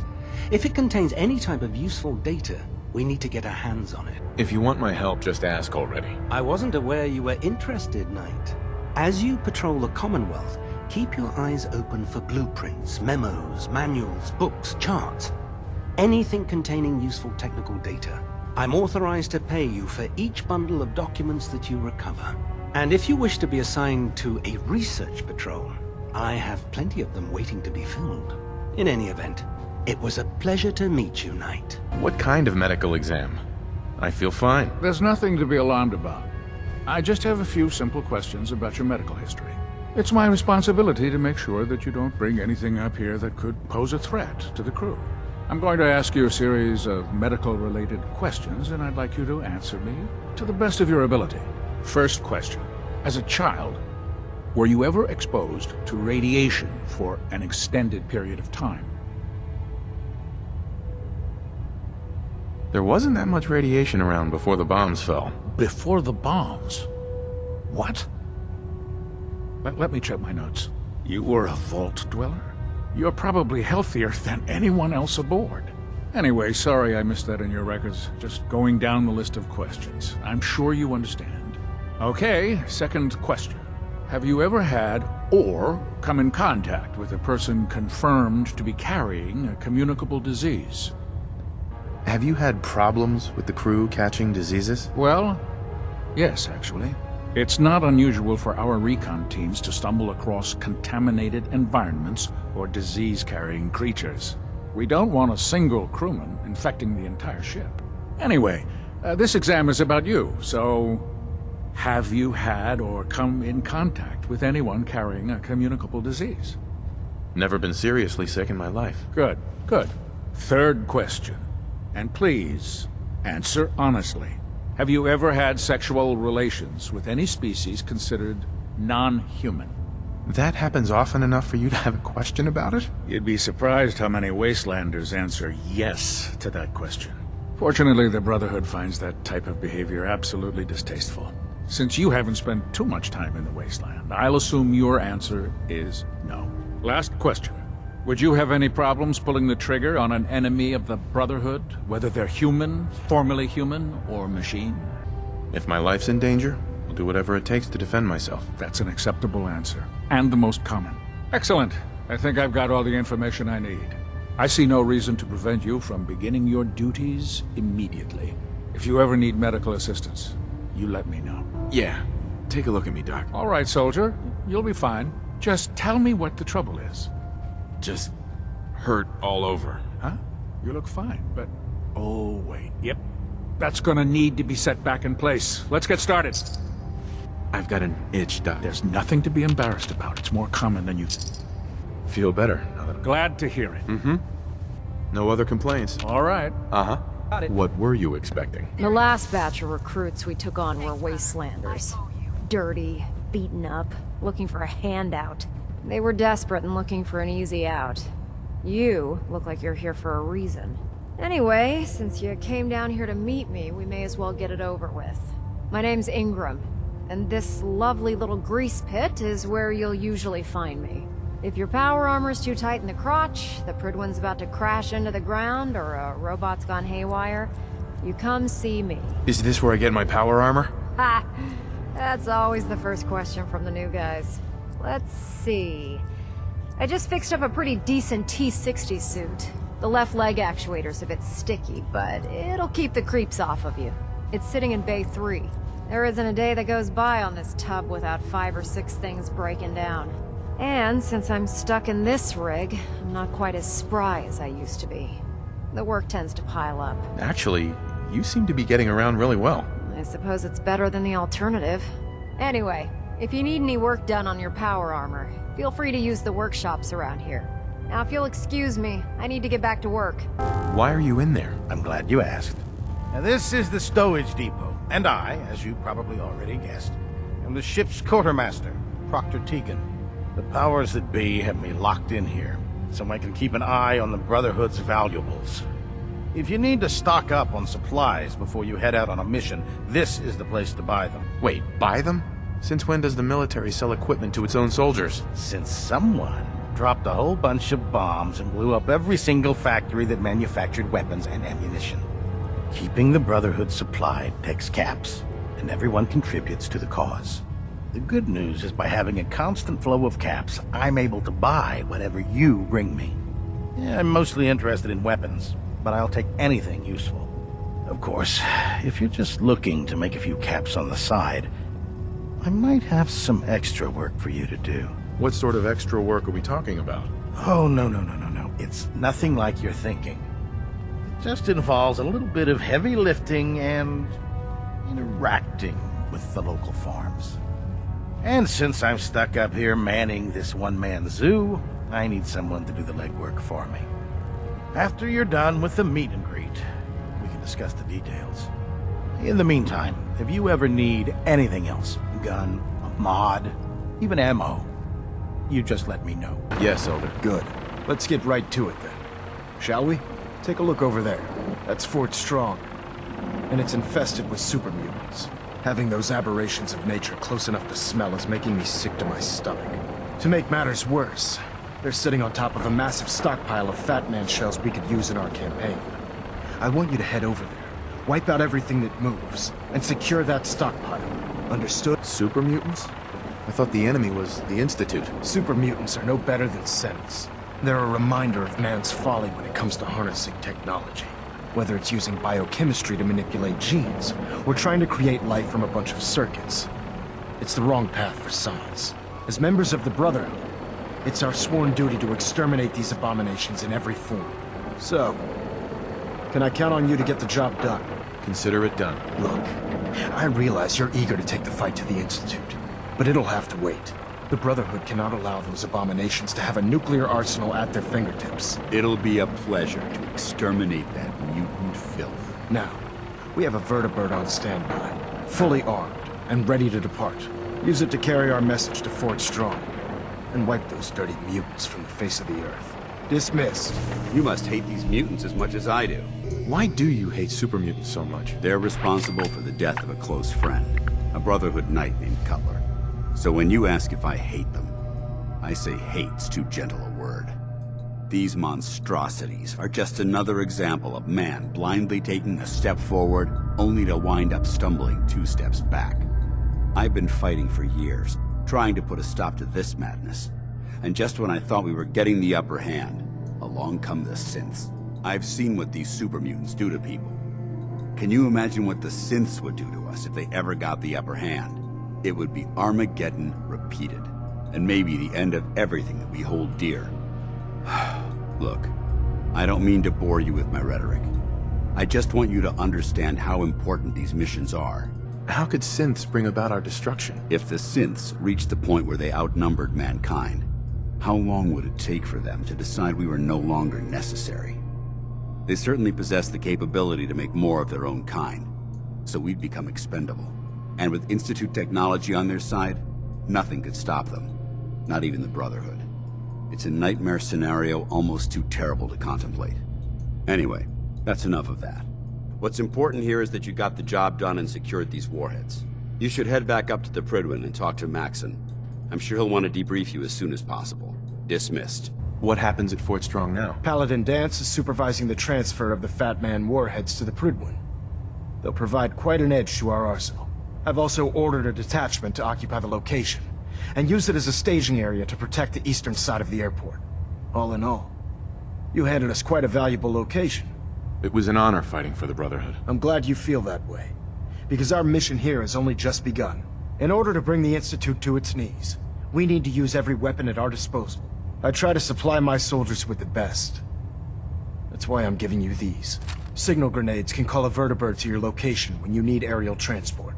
Simply throw one to the ground, and the vertibird will hone in on the unique electromagnetic smoke it emits. Once you're aboard, use the map on your Pip-Boy to interface with the pilot's navigation system, so he'll be able to take you wherever you need. Where can I get more signal grenades? I'd use the supply I gave you sparingly. These devices are far more complex than a standard smoke grenade. Should you need more, you should acquire them from Proctor Tegan. Thank you, Elder. I'll make good use of them. I expect that you will. Now, I'm sure you're aware that Fort Strong was simply the first step towards the liberation of the Commonwealth. An even greater task lies ahead. By now, where do I start? I want you to get out there and become our eyes and ears on the ground. You seem to have a vested interest in locating the Institute before we met, so I'm confident you'll travel in the right circles. If you discover a way in, I need you to report it to me immediately. Any questions, Knight? Aren't there any pre-war records about the Institute that might help us? Our records indicate that the Institute was born from the remnants of a pre-war educational facility, the Commonwealth Institute of Technology. The ruins of the facility are at the center of the city, but we've already searched them thoroughly. The location appears to have been abandoned long ago, so it appears that the trail ends there. Anything else, Knight? Not right now, Elder. Very well then. Dismissed. Having a place to sleep will improve everyone's spirits. What we need now is a reliable source of clean water. I'm on it. Clean water coming up. Great. Back. The glowing sea. Virgil. What happened? I found Virgil. He has a way inside the Institute. But I need a code from a Courser chip. A Courser chip? You fought a Courser? Oh my god. Unfortunately, I can't help you. I've worked on a lot of synths, but never a Courser. I don't know what that chip does, let alone how to decode it. But there are people who might. I work with a group that, well, they're the only ones I know that even have a chance at cracking Institute security. They are called the Railroad. The Railroad? They help synths escape the Institute. I don't know who they all are. Usually an agent of theirs just shows up with someone who needs new memories. One of them gave me a code phrase. Said it would help me find them if there was ever an emergency. Follow the Freedom Trail. All right. I'll find them. Good luck. I'm sorry what I have is so cryptic, but hopefully you can figure things out as you go. I followed the Freedom Trail looking for the Railroad. I'm not your enemy. If that's true, you have nothing to fear. Who told you how to contact us? Dr. Amari told me how to find you. Very interesting. Last question. Why are you here? I tracked down and killed a Courser at Green Tech Genetics. Now I need help breaking the code on his Courser chip. You have what? This is not a joking matter. I didn't know we were having a party. What gives with my invitation? Oh, I see you invited the Courser killer. Nice. Deacon, you're late. You're saying this intruder actually killed a Courser? Single-handedly? Oh, that'd give even Gloria a run for her money. Newsflash, boss. This guy is kind of a big deal. If you're done interrogating him, you might want to show this Courser murdering machine a little courtesy. Just a thought. I owe you an apology. Anyone who kills a Courser is good in my book. I'm Desdemona, and I'm the leader of the Railroad. Who are you people exactly? In a world full of suspicion, treachery, and hunters, we're the synth's only friend. Des, we need to let him in. He's got an intact Courser chip, for God's sake. That violates our security protocols. To hell with that. He killed a Courser. There's no way he's working for the Institute. We're letting you into our headquarters. You're the first outsider ever to be given this privilege. We'll discuss the details about your chip inside. Why do you want the Courser chip? Institute tech is light years beyond what we have. And a Courser chip is top of the line. I'm not gonna get into details, but that chip could help us save lives. Maybe throw a wrench in some of the Institute's operations. So, hand over the chip. Fine. It's yours. All right. Tom, make it happen. Good work, Tom. Yeah, but I'm not sure our luck will hold up next time, Des. Start working on the rest of the chip. And you, I'd love to work with you more. Let me know if you're interested. But to be crystal clear, if you use that data and discover anything involving the Institute, you share it with us first. Otherwise, our relationship will be in jeopardy. Yeah, I know all about them. Good. The Institute treats synths as property, as tools. That sounds like slavery. Exactly. So we seek to free the synths from their bondage. Give them a chance at a real life. I have a question. The only question that matters. Would you risk your life for your fellow man? Even if that man is a synth? Could you elaborate? Answer with your gut on this. Your heart. If you had to put yourself in danger to save a synth, would you do it? It depends on the circumstances. There's no middle ground with this. Would you risk death to save a synth or not? Once, I pledged my life to protect my countrymen. I don't see this as any different. Well said. Someone with your skills, your beliefs. Normally, we'd try and recruit you. But right now, we don't have the time to train up a new agent. There are, however, other valuable ways you can contribute. And in turn, we can help you. See Deacon for details. You're free to go. Do you really have to be so cagey? The precautions are necessary. In our business, if we underestimate our enemy's capabilities, it's game over. But it's all good now. I vouched for you. Nobody got shot. Still, I would consider it a close personal favor if you didn't sell us out to the Institute. Thanks. So tell me, why did you vouch for me? I've heard a lot of things about you. Enough to want to give you a chance. So Dez wants me to make you a tourist. That's what we call someone who helps out with the odd job here and there. What a waste. I'm just gonna come out and say this. The railroad needs you. You sure you need me? Desdemona didn't seem to care. She's just thinking of the time and manpower it would take to train you. And if you were some hick from the burbs that didn't know your ass from a rocket launcher, she'd be right. But I'm betting someone like you just needs a few pointers. And a target. You got my attention. I got a job. Too big for me, just perfect for the two of us. You help me out, we turn a few heads, and then Dez invites you into the fold. Then, if you get into a bind and need some help, your buddies in the railroad got your back. What's the job? So, up front, the only thing I'll say is that it's gonna be a wild and dangerous ride, but probably nothing new for someone like you. Sign me up then. Perfecto. Let's meet up at the old freeway outside of Lexington. I'll fill you in once you get there. Like the disguise? It's wasteland. This is my pile of garbage. Stop screwing with me. This is not for your benefit. It's to stay one step ahead of you-know-who. The Institute. So about the job. The railroad's only recently been using the Old North Church. Our old base was underneath the Slocum's Joe.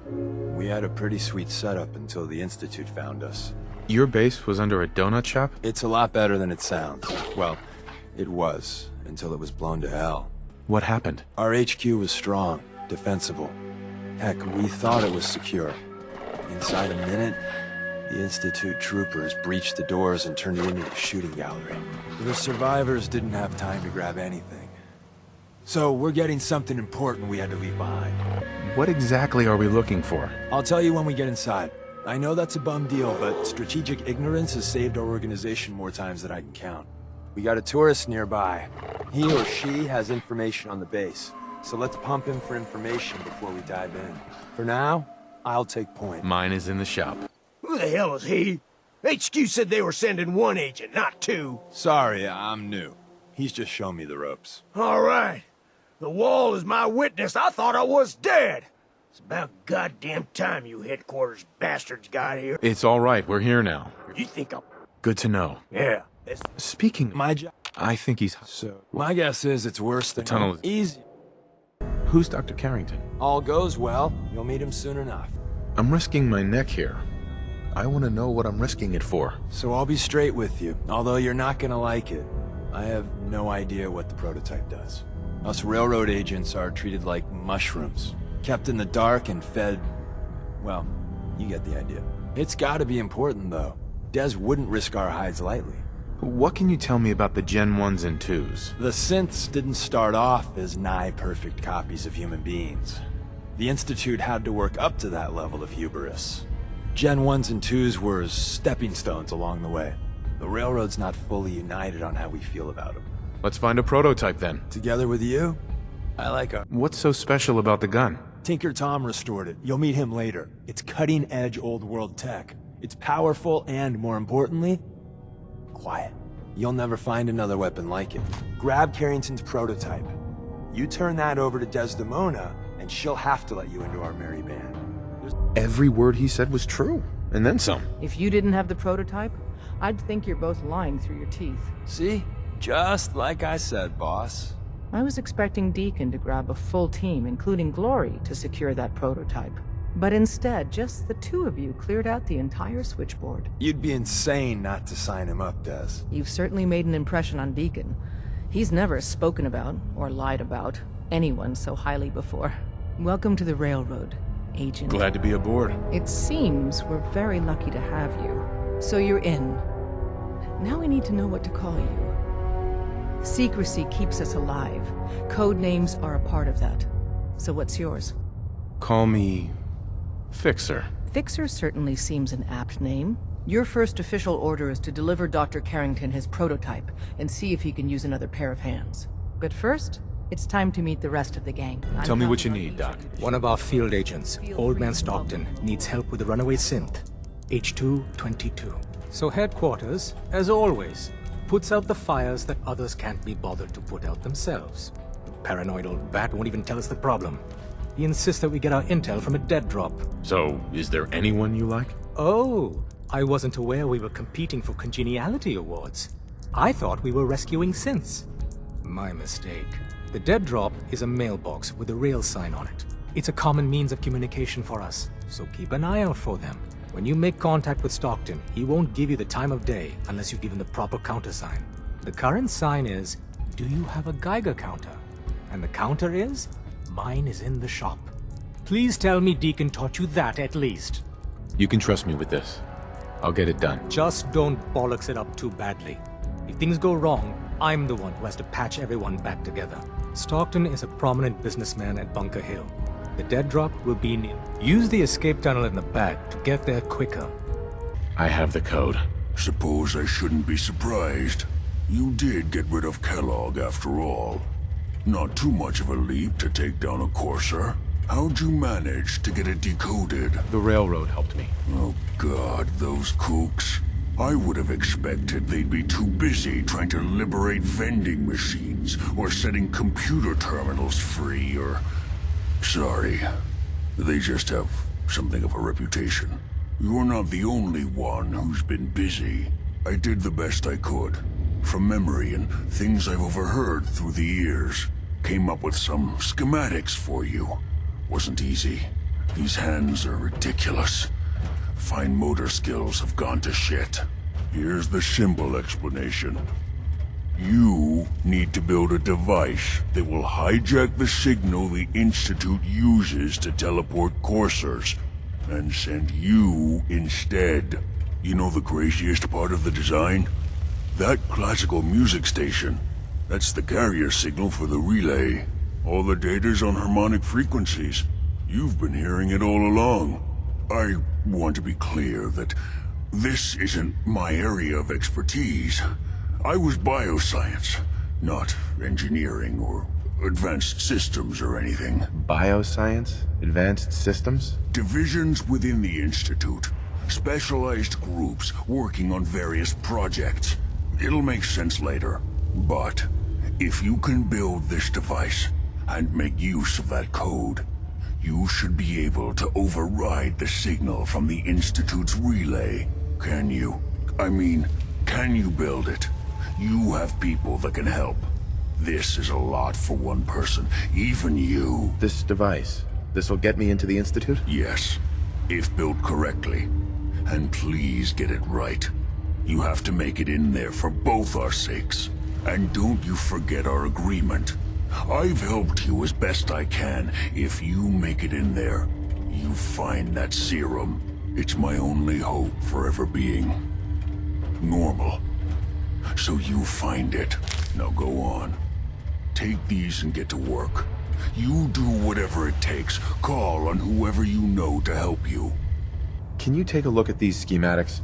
A scientist named Virgil said they could get me inside the Institute. I believe you'd be better served showing these plans to Proctor Ingram. That being said, I'm pleased that you've chosen to build the device with the Brotherhood. Now, indulge me for a moment by satisfying my curiosity. Tell me why you're so eager to get into the Institute. I think they're the ones who kidnapped my son. The Institute preys on the weak to further their own ends. Together, we'll make them pay for their crimes. I'll call ahead and brief Proctor Ingram. Report to the airport, and get to work on your project right away. So, looks like you're calling the shots around here now, huh? All right, I'll bite. What does your new miracle device do? The Institute uses teleportation to get in and out. This machine can hijack their signal and send me instead. Teleportation? Molecular transmission via encrypted RF waves? Okay, even I have to admit, that's genius. This explains why we've been picking up anomalous energy readings all across the Commonwealth. Not to mention how they get their tin soldiers to come out of the damn walls. And this little beauty allows you to literally hijack a return signal. Instead of grabbing the intended target, it grabs you instead. Impressive. That all sounds impressive, but can you build it? If I can keep that flying pile of junk in the air, I can work miracles. It's difficult to make out all the details here, but I'm thinking you can get started by building a stabilized reflector platform. It's gonna take a cargo hold full of high-grade metal, but I'm sure that we have plenty of it right here at the airport. Can you give me a list of what I'll need to build this platform? Of course. Here's a list of everything you need to find. You're also going to need a massive power source to get the signal interceptor running. Any luck building the platform yet? Yes. I'm ready to build the rest of it. Good. Let's move on then. Here's a list of everything we'll need.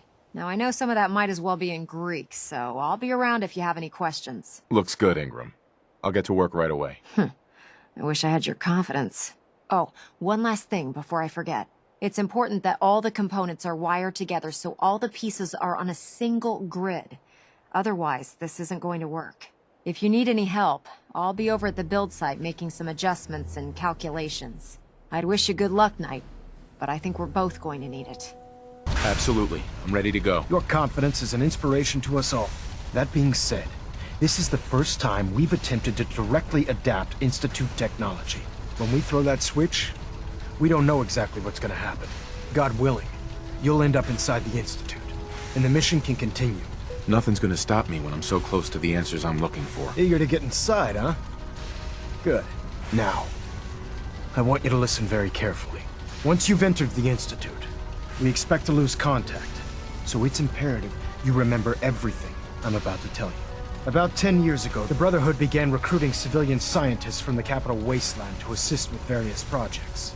During this process, we were able to obtain the services of Dr. Madison Lee, a noted mind in the field of nuclear engineering. How did the Brotherhood meet Dr. Lee? She was part of a civilian project in the capital wasteland that the Brotherhood appropriated. It wasn't difficult to convince her to stay. That said, Dr. Lee's contributions to our cause were instrumental in maintaining order in the capital wasteland. After some time, she developed differences with the Brotherhood and exiled herself to the Commonwealth. We're fairly certain that her intent was to make contact with the Institute. What sort of differences? Although she was working with the Brotherhood of Steel, she never formally joined as a scribe. After the capital wasteland was secured, she objected to the Brotherhood's continued military presence there. I think she assumed we would just walk away from it all. She was wrong. Your mission is simple. Once you're inside the Institute, we want you to track down Dr. Lee's whereabouts. If you find out that she's still alive, make contact with her and convince her to return to the Brotherhood of Steel. There's a special project we're working on, and it needs her attention. What's this project that needs her attention? Sorry, that information is classified. I'm sure you understand. Listen to me, Knight. I'm well aware that you're risking your life going into the Institute blind. Just keep your mind on the mission, and don't let anything they say sway you from your duty. Good luck. Shouldn't we test it first? Not with a single frequency code. The second you arrive and the Institute figures out which signal we hijacked, they'll change the code, and we're locked out. This is a one-shot deal. So what do you say?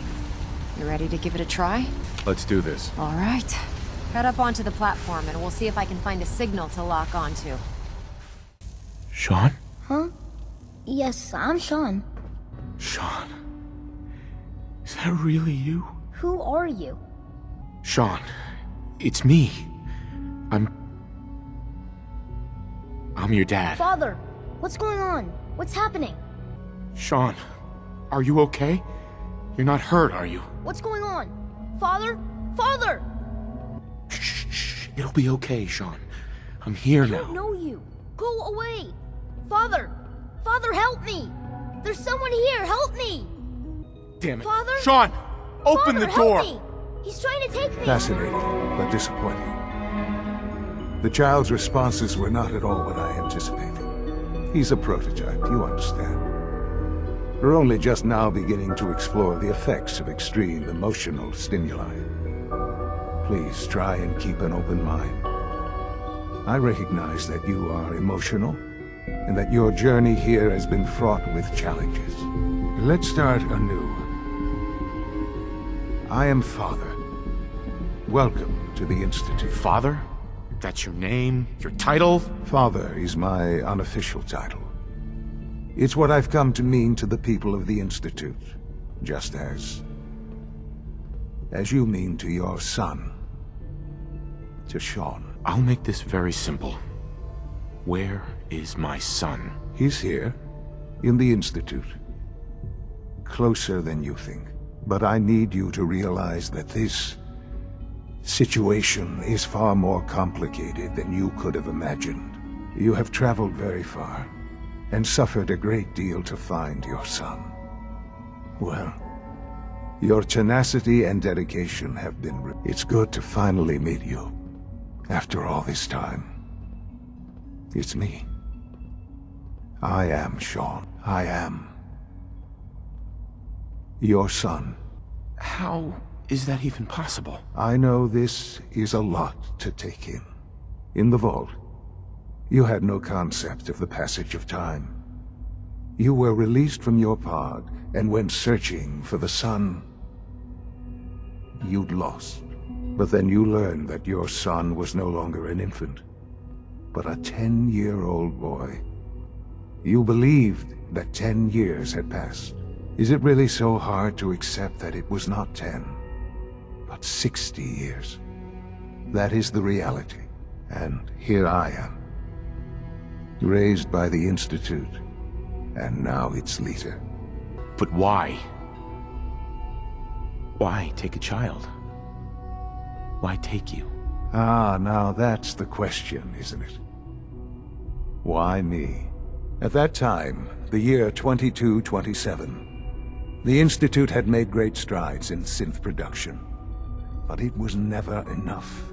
Scientific curiosity and the goal of perfection drove them ever onward. What they wanted was the perfect machine. So they followed the best example thus far. The human being.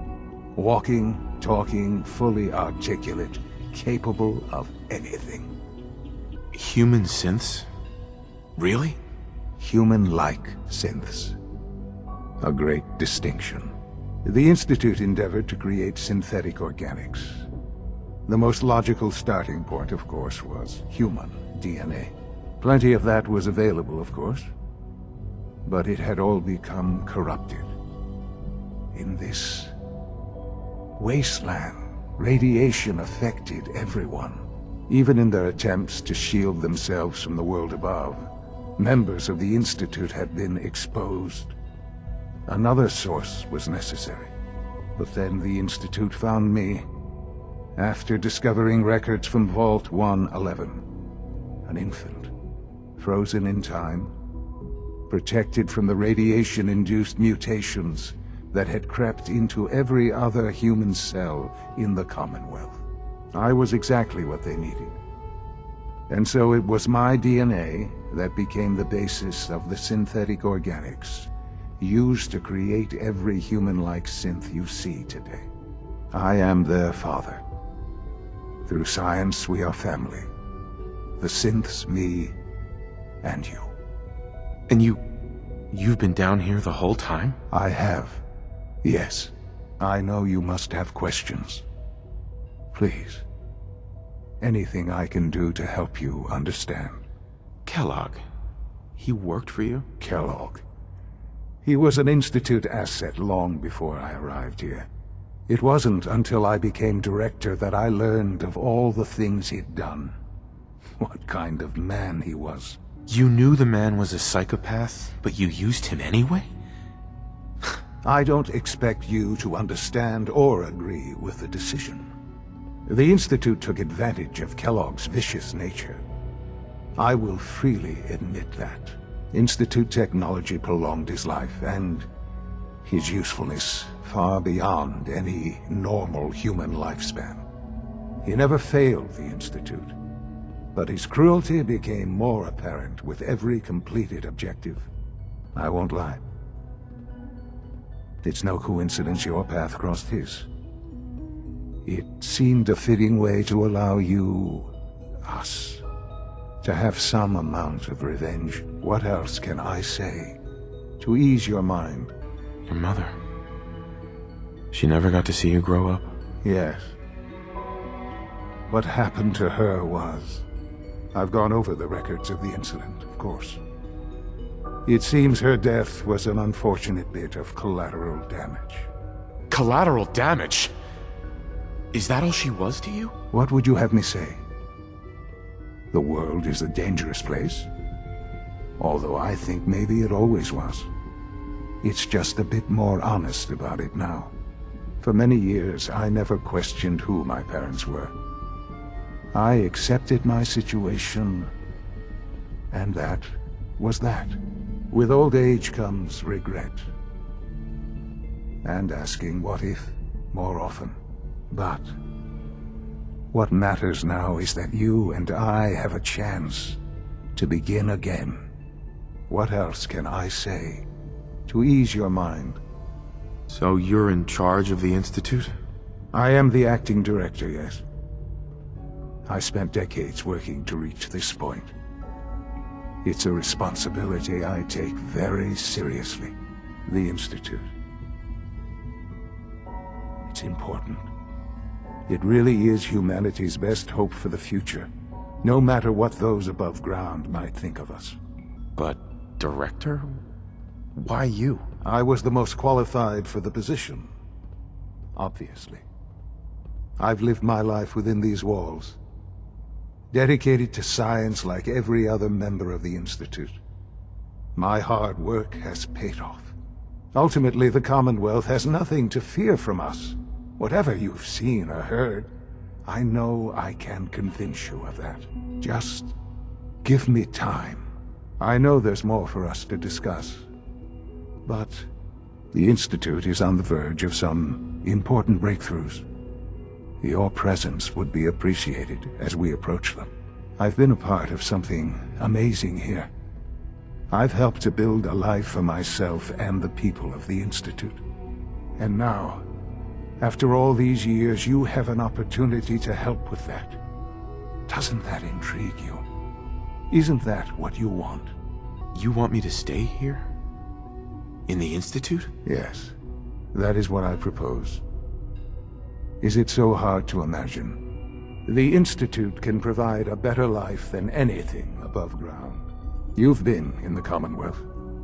You've seen what it's like. I assure you that you are better off with us. How can you say that? How can you be so dismissive of all those people? Everything they've done? Because it is the simple truth. And I believe you know it too. I simply ask that you give the Institute, me, a chance. A chance to show you what I've been telling you. We really do have humanity's best interest at heart. Will you take that chance? Are you sure you want this? Yes, I am. It would benefit us both to work together. I just don't know. Just give it time. Give the Institute a chance. The Institute is now your home as much as it is mine. Please take some time, get to know it. Meet the people you'll be working with. You'll want to introduce yourself to the division heads. Dr. Fillmore in Facilities, Dr. Ayo in SRB, Dr. Holdren in Bioscience, and finally Dr. Lee in Advanced Systems. They've all been notified of your arrival, of course. Meet them, and then we'll discuss what comes next. Oh, it's you. You're not authorized to be here. Authorized to be where? What is this place? You're standing in the Advanced Systems Division, and you are not a part of my staff. If you want a tour of the place, why don't you ask Father, seeing that he's apparently given you the keys to the castle? Now, can I get back to work? Easy. I just want to talk. About what? You're obviously here for a reason, and you've already spoiled my experiment, so you might as well spit it out. I've been sent by the Brotherhood of Steel to find you. You don't beat around the bush, I'll give you that. I knew it was just a matter of time before your people would track me down. I've been looking over my shoulder for almost a decade, waiting for them to send someone like you to kill me. Why would we want you dead? I did some pretty sensitive work for the Brotherhood of Steel. Even though Lyons let me go, there were a few others in the ranks that thought I knew too much. That's why I came to the Institute. It was the only place that I thought I'd be out of the Brotherhood's reach and still be able to do my research. Since Father trusts you, I'm going to give you the benefit of the doubt. I might not agree with everything he says, but I know he'd never allow harm to come my way. Say what you came here to say, and then leave me alone. Are you happy here? Are you kidding me? I am surrounded by cutting-edge laboratory equipment and some of the greatest minds the world's ever known. What does that have to do with why we're talking? The Brotherhood needs your help, Doctor. Needs my help? Why? They seemed to have everything under control when I left.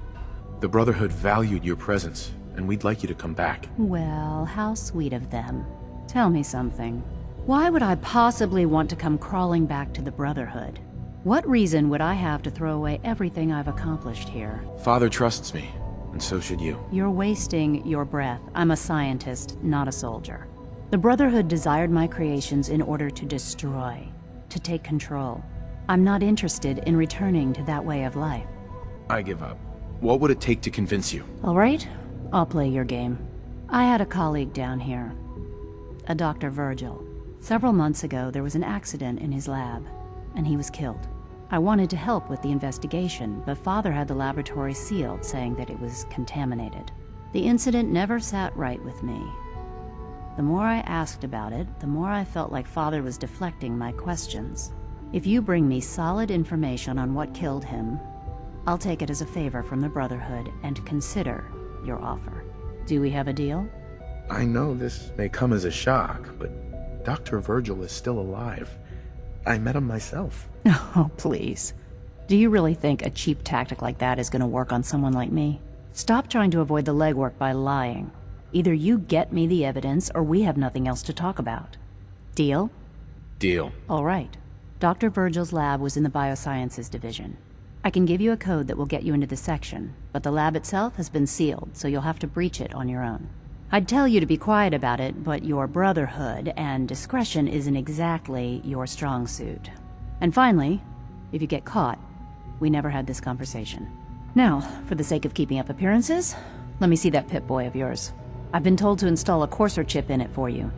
Father's orders. You're to be given full access, with the ability to relay in and out of the Institute at will. Thank you. I'm sure that'll come in handy. Given that the relay is the only way to access the Institute, handy is something of an understatement. In case the significance is lost on you, you'll be the only one here with that kind of access. If nothing else, it should demonstrate the amount of trust Father has placed in you. Speaking of, I trust our discussion will remain between the two of us. Now, I need to get back to work, and I'm sure you have other things to do. Justin Ayo, Acting Director of the Synth Retention Bureau. I'll be upfront with you. We're going to be keeping a close eye on you for the near future. Despite your relation to Father, you're a bit of an unknown quantity. I'm sure you understand. There won't be any issues, will there? No problems here. Good to hear. Now, Father has asked that I provide you with a brief overview of the Synth Retention Bureau. Our primary responsibility is the recovery of escaped synths that are hiding among the human population on the surface. Why would synths want to escape? Synths do not want. They might look like human beings, but they're machines. As to why they're escaping? That matter is currently under investigation. Our main instrument is the Courser, a third-generation synth assigned to operate on the surface. Coursers hunt down and reclaim synths that have escaped the Institute. They are highly self-sufficient, trained in combat, infiltration, and tracking. In a word, our Coursers are relentless. But I gather you know all this, since you've encountered one already. In fact, I'd very much like to know how you defeated it. I hate to break it to you, but your Courser wasn't all that tough. Then it's likely the unit was defective. It's rare, but faults can occur from time to time. I suppose I'll have to ask robotics to perform detailed diagnostics on the entire production run. As if we don't have enough problems. Now, unless you need something else, I'll get back to work. If you're the acting head of the SRB, who are you filling in for? Dr. Zimmer holds that position. He's supervising the retrieval of some of the more high-profile units. In his absence, I keep things running smoothly. You weren't kidding. You really are here. Well, all right. I'm Allie Fillmore. You can think of me as the Institute's chief engineer. When Father told us about you, I could hardly believe it. You've been through so much, I think most people would have just given up. If you don't mind my asking, what was it that kept you going all that time? What makes you ask? I'm a complete stranger to you. I suppose when I heard your story, well, I felt sorry for you. You've suffered more tragedy than any one person deserves. Your whole world is gone. I'm sorry. I know that was a very personal question. Now, I'll give you a quick rundown of the Facilities Division, and then I'll answer any questions you might have afterward. As you might guess, we keep the Institute's mechanical and electrical systems running smoothly. We maintain and upgrade all of the systems that make it possible to live and work in a place like this.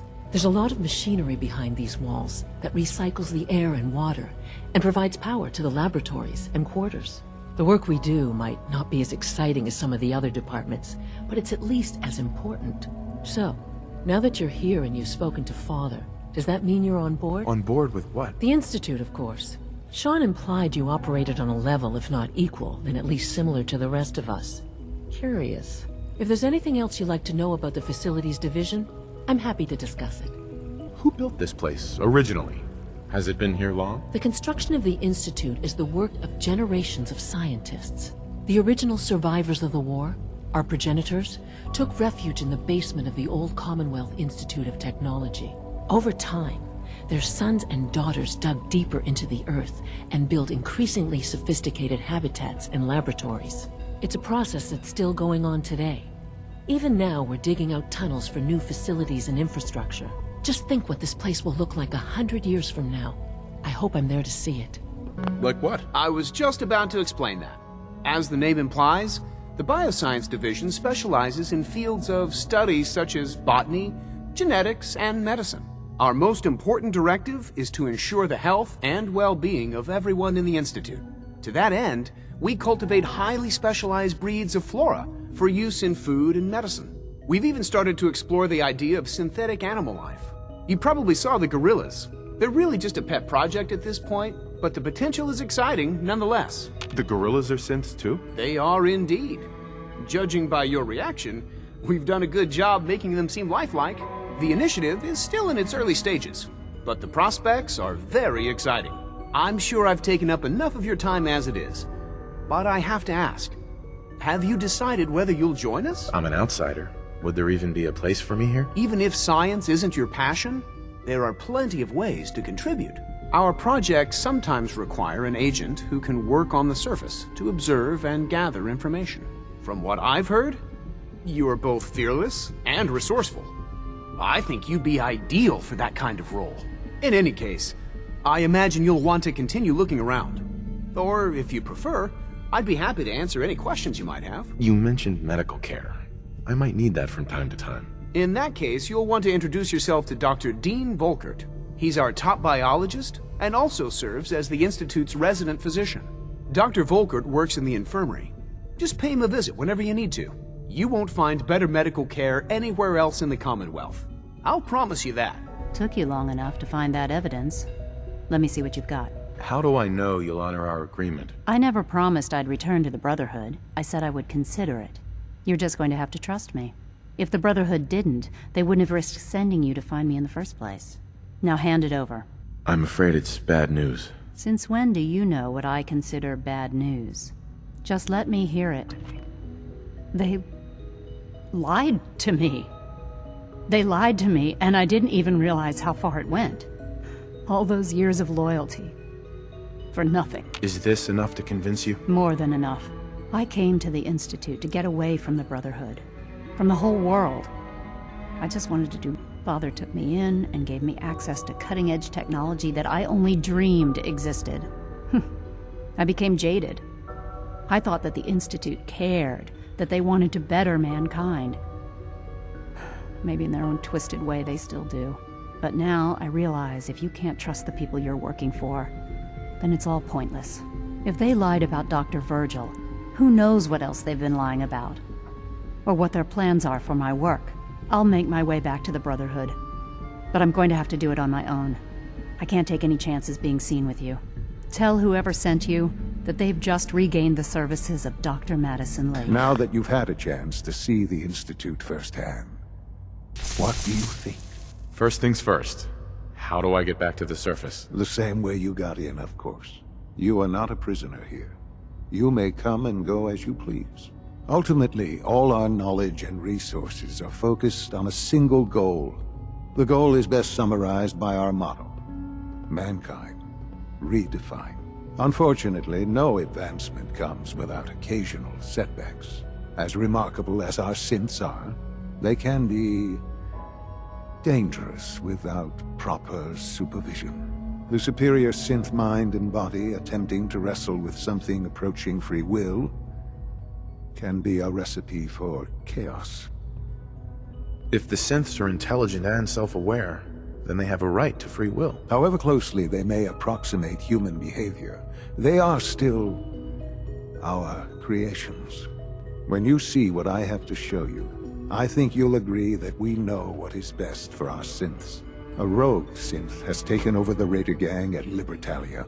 His memories have been erased, and his identity altered. He believes he's a man named Gabriel. Under his leadership, the Raiders have taken many innocent lives. I've dispatched a courser to Libertalia. I'd like you to join him and reclaim that synth. Who erased his memories? And why? Those idealistic radicals who call themselves the Railroad are behind it. We'll deal with them in time. But right now, the priority is to reclaim that synth before more harm is done. Now you should get moving.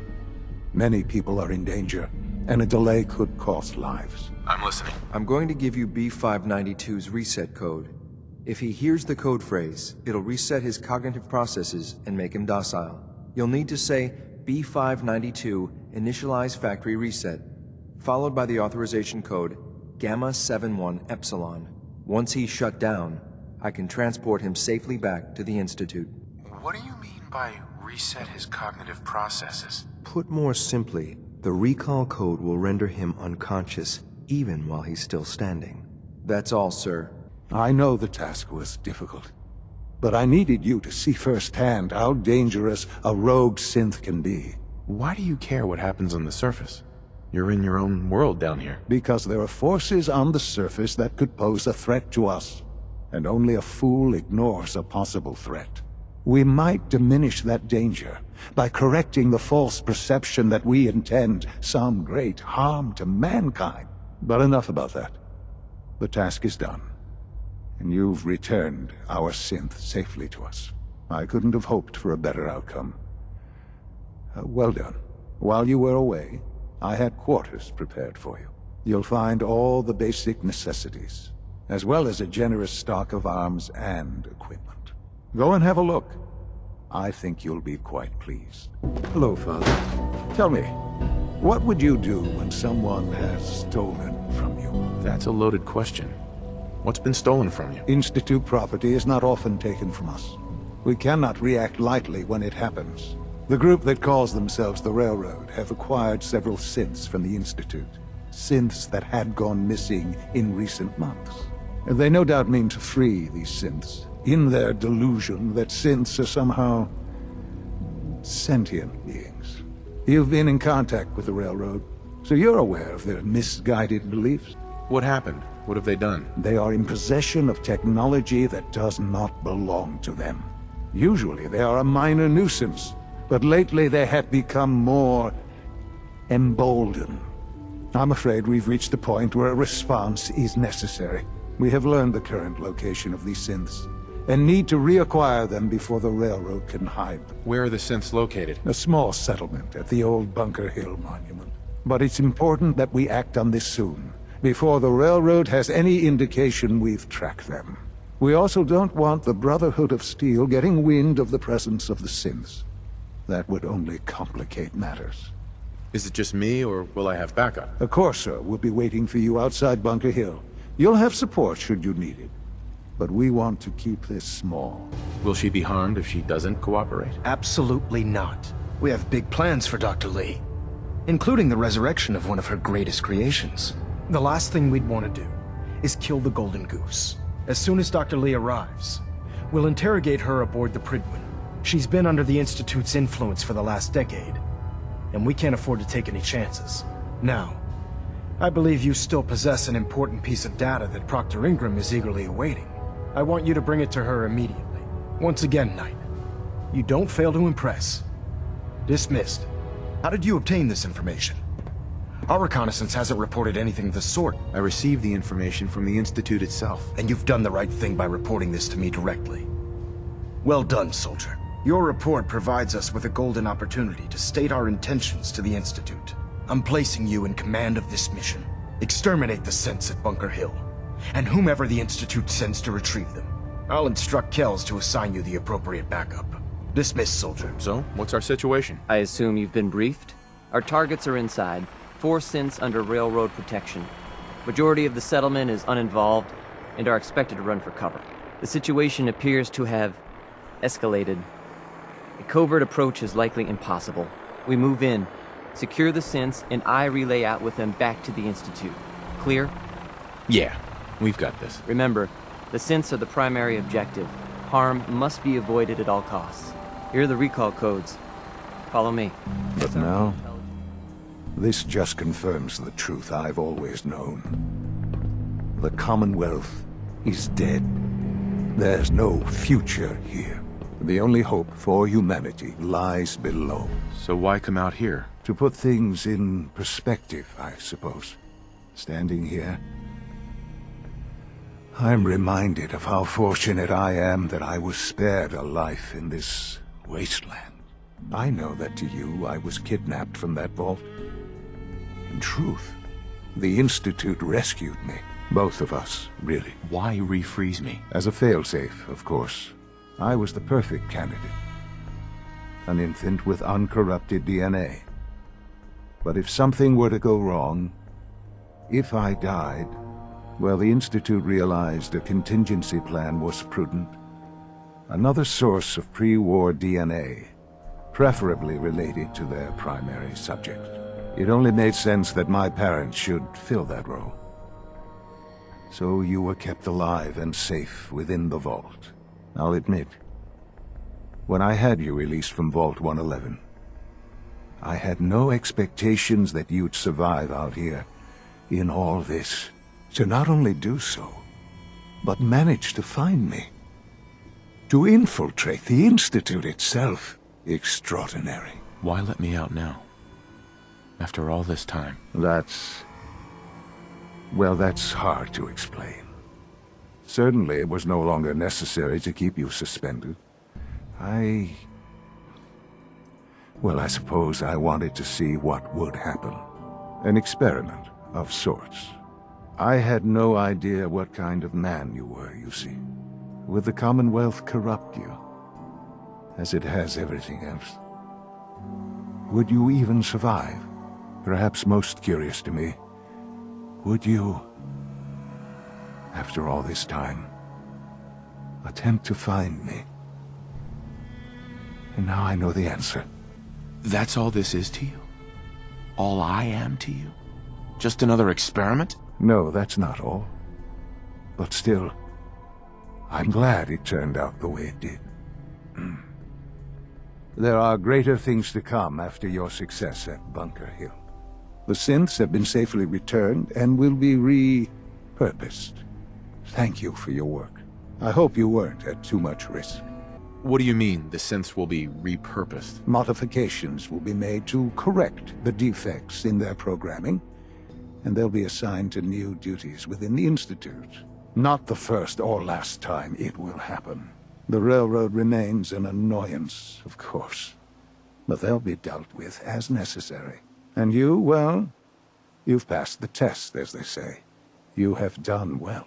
Please, take this as a token of my appreciation. Our appreciation, really. It's time for you to become more involved in the future of the Institute. I'd like you to join me inside. The Directorate is meeting, and you should be there. I'll be waiting. What's Phase 3? It's very important to us. Power is, as I'm sure you've seen above ground, a very valuable commodity. I'm not talking about some abstract concept of control. I mean real, tangible power. The kind that keeps the lights on. With every advance the Institute makes, our need for raw power increases. Many compromises and sacrifices have been made over the years to allow progress to continue. What kind of compromises? We have at times had to rely on drawing power from above-ground installations. It risks personnel and equipment, but no longer. Phase 3 is simply the activation of a nuclear reactor that can provide enough power to the Institute now and forever. It will ensure not just our survival, but our prosperity. Can you tell me more about this reactor? Certainly. It was originally built for the Commonwealth Institute of Technology before the war, but was only for testing. Over the years, we've advanced the technology, made a great many improvements, and are finally nearly ready to activate it. The reactor is close to ready, but recent tests have determined we have a few tasks ahead of us. Thus, we come to Phase 3, and to how you will help. Sir? Yes, Dr. Ayo. Previously, we would rely on Kellogg for above-ground operations, yes? Well, he is gone. While I'm not overly fond of putting my own father in harm's way, he has proven more than capable of handling himself. Yes, but... This is not a matter for debate. Now, there is one more subject that requires discussion. I don't know that this is the time. Dr. Holdren, it is time. Please, as I'm sure several of you are already aware, I have been under Dr. Volkert's care for some time. I'm sorry, this is difficult for me. Our best efforts have failed. Every experimental treatment we could devise has been unsuccessful. I'm sorry to say I am dying. No, please, be serious. Everyone, please. I am sorry. This is not how I wanted to tell you, but we're running out of time. You're dying? I'm afraid so. A very aggressive form of cancer. Believe me when I say we've done everything we can. We can talk more later. Right now, the future of the Institute is at stake. The Institute cannot survive without leadership. The Directorate must continue to govern with the best interest of all in mind. To that end, I am naming my father as my successor. Oh, boy. You can't be serious! Really? How can you possibly justify this? He isn't one of us. He isn't even a scientist. Ignoring your borderline, insubordinate tone, I will simply say this. The Institute has enough scientists. What it needs is a leader.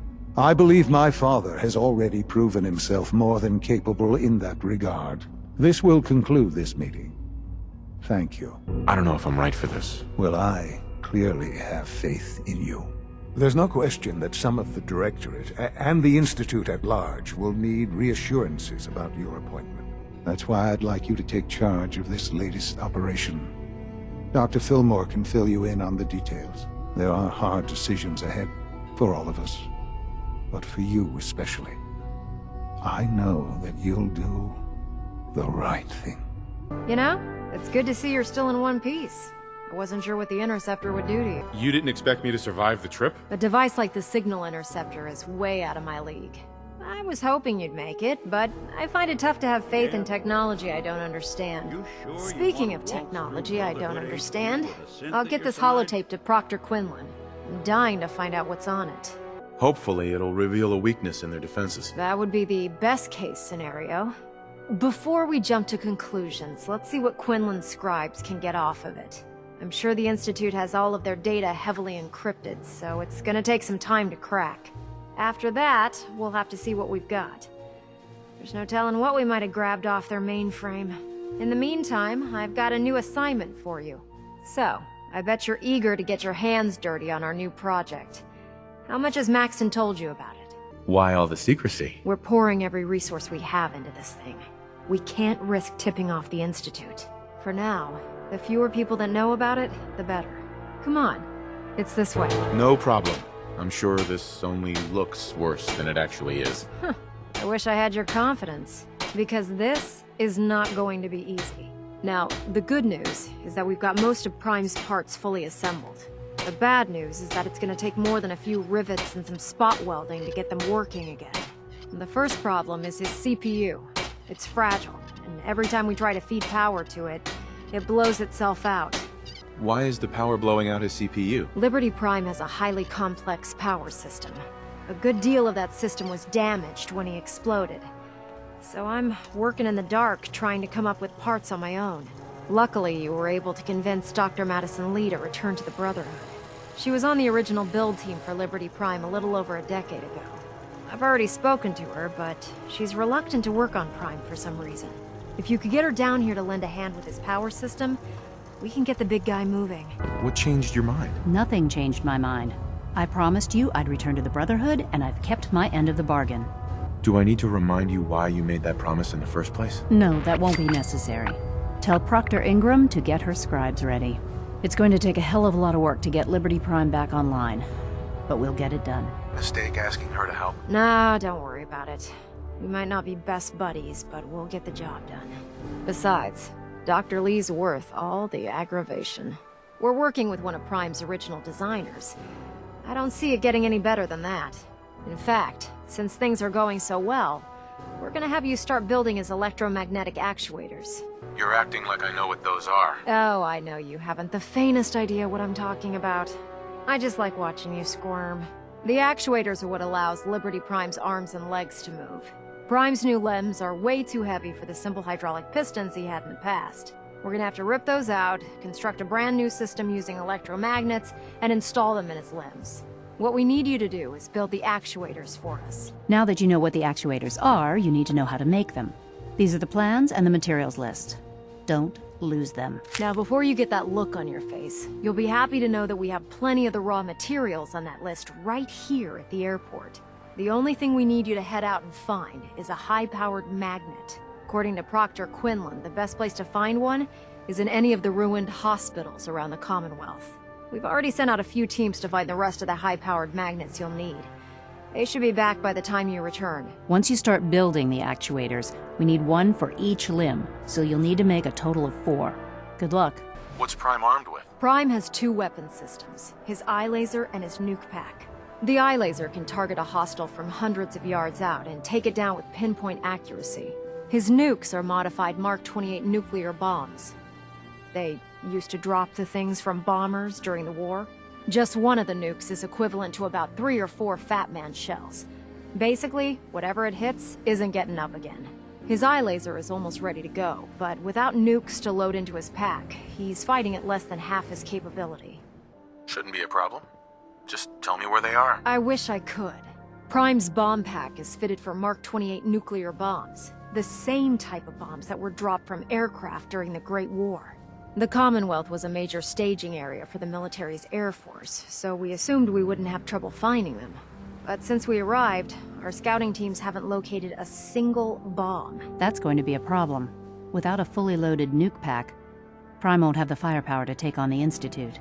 Can I build the nukes like I built the actuators? I could build you 1,000 nuke casings, right now, but we've got nothing to put inside them. The Mark 28s have a specialized nuclear payload that requires the correct balance of fissile materials in order for them to detonate properly. In other words, I'd love to mix you a cocktail, but I'm all out of liquor.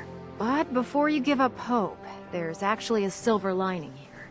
Proctor Quinlan has located some records regarding a military installation, which was used as a nuclear weapons storage facility. We're fairly certain this included a stockpile of the Mark 28s. The catch is that the installation is located somewhere within the glowing sea. What do you mean you're only fairly certain?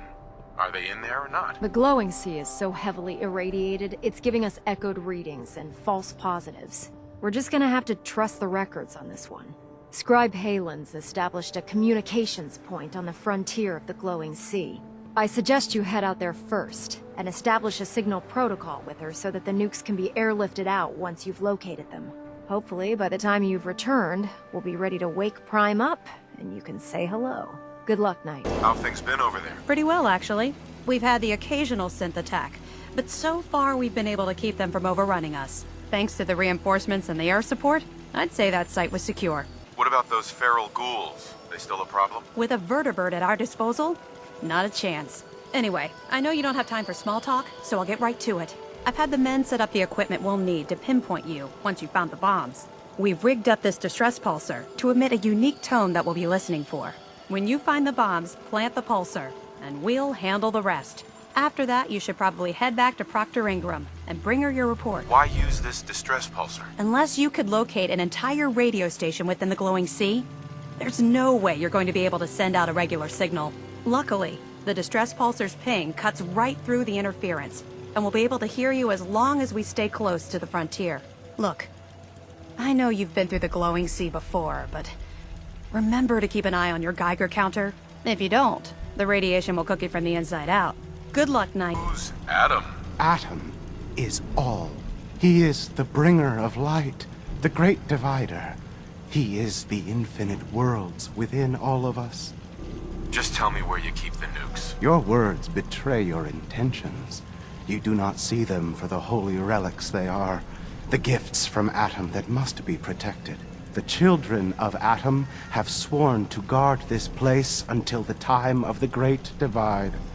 None shall enter. You know what? Enough of this nonsense. Tell me where the nukes are right now. Your anger will not bring you closer to Atom, nor to his holy works. You will leave this place at once, or face Atom's wrath. Forgive me. I wish to repent and seek the wisdom of Adam. You are forgiven. Take this, and prepare to enter his inner sanctum. Follow the brilliance of the glow, and it shall lead you to the relics.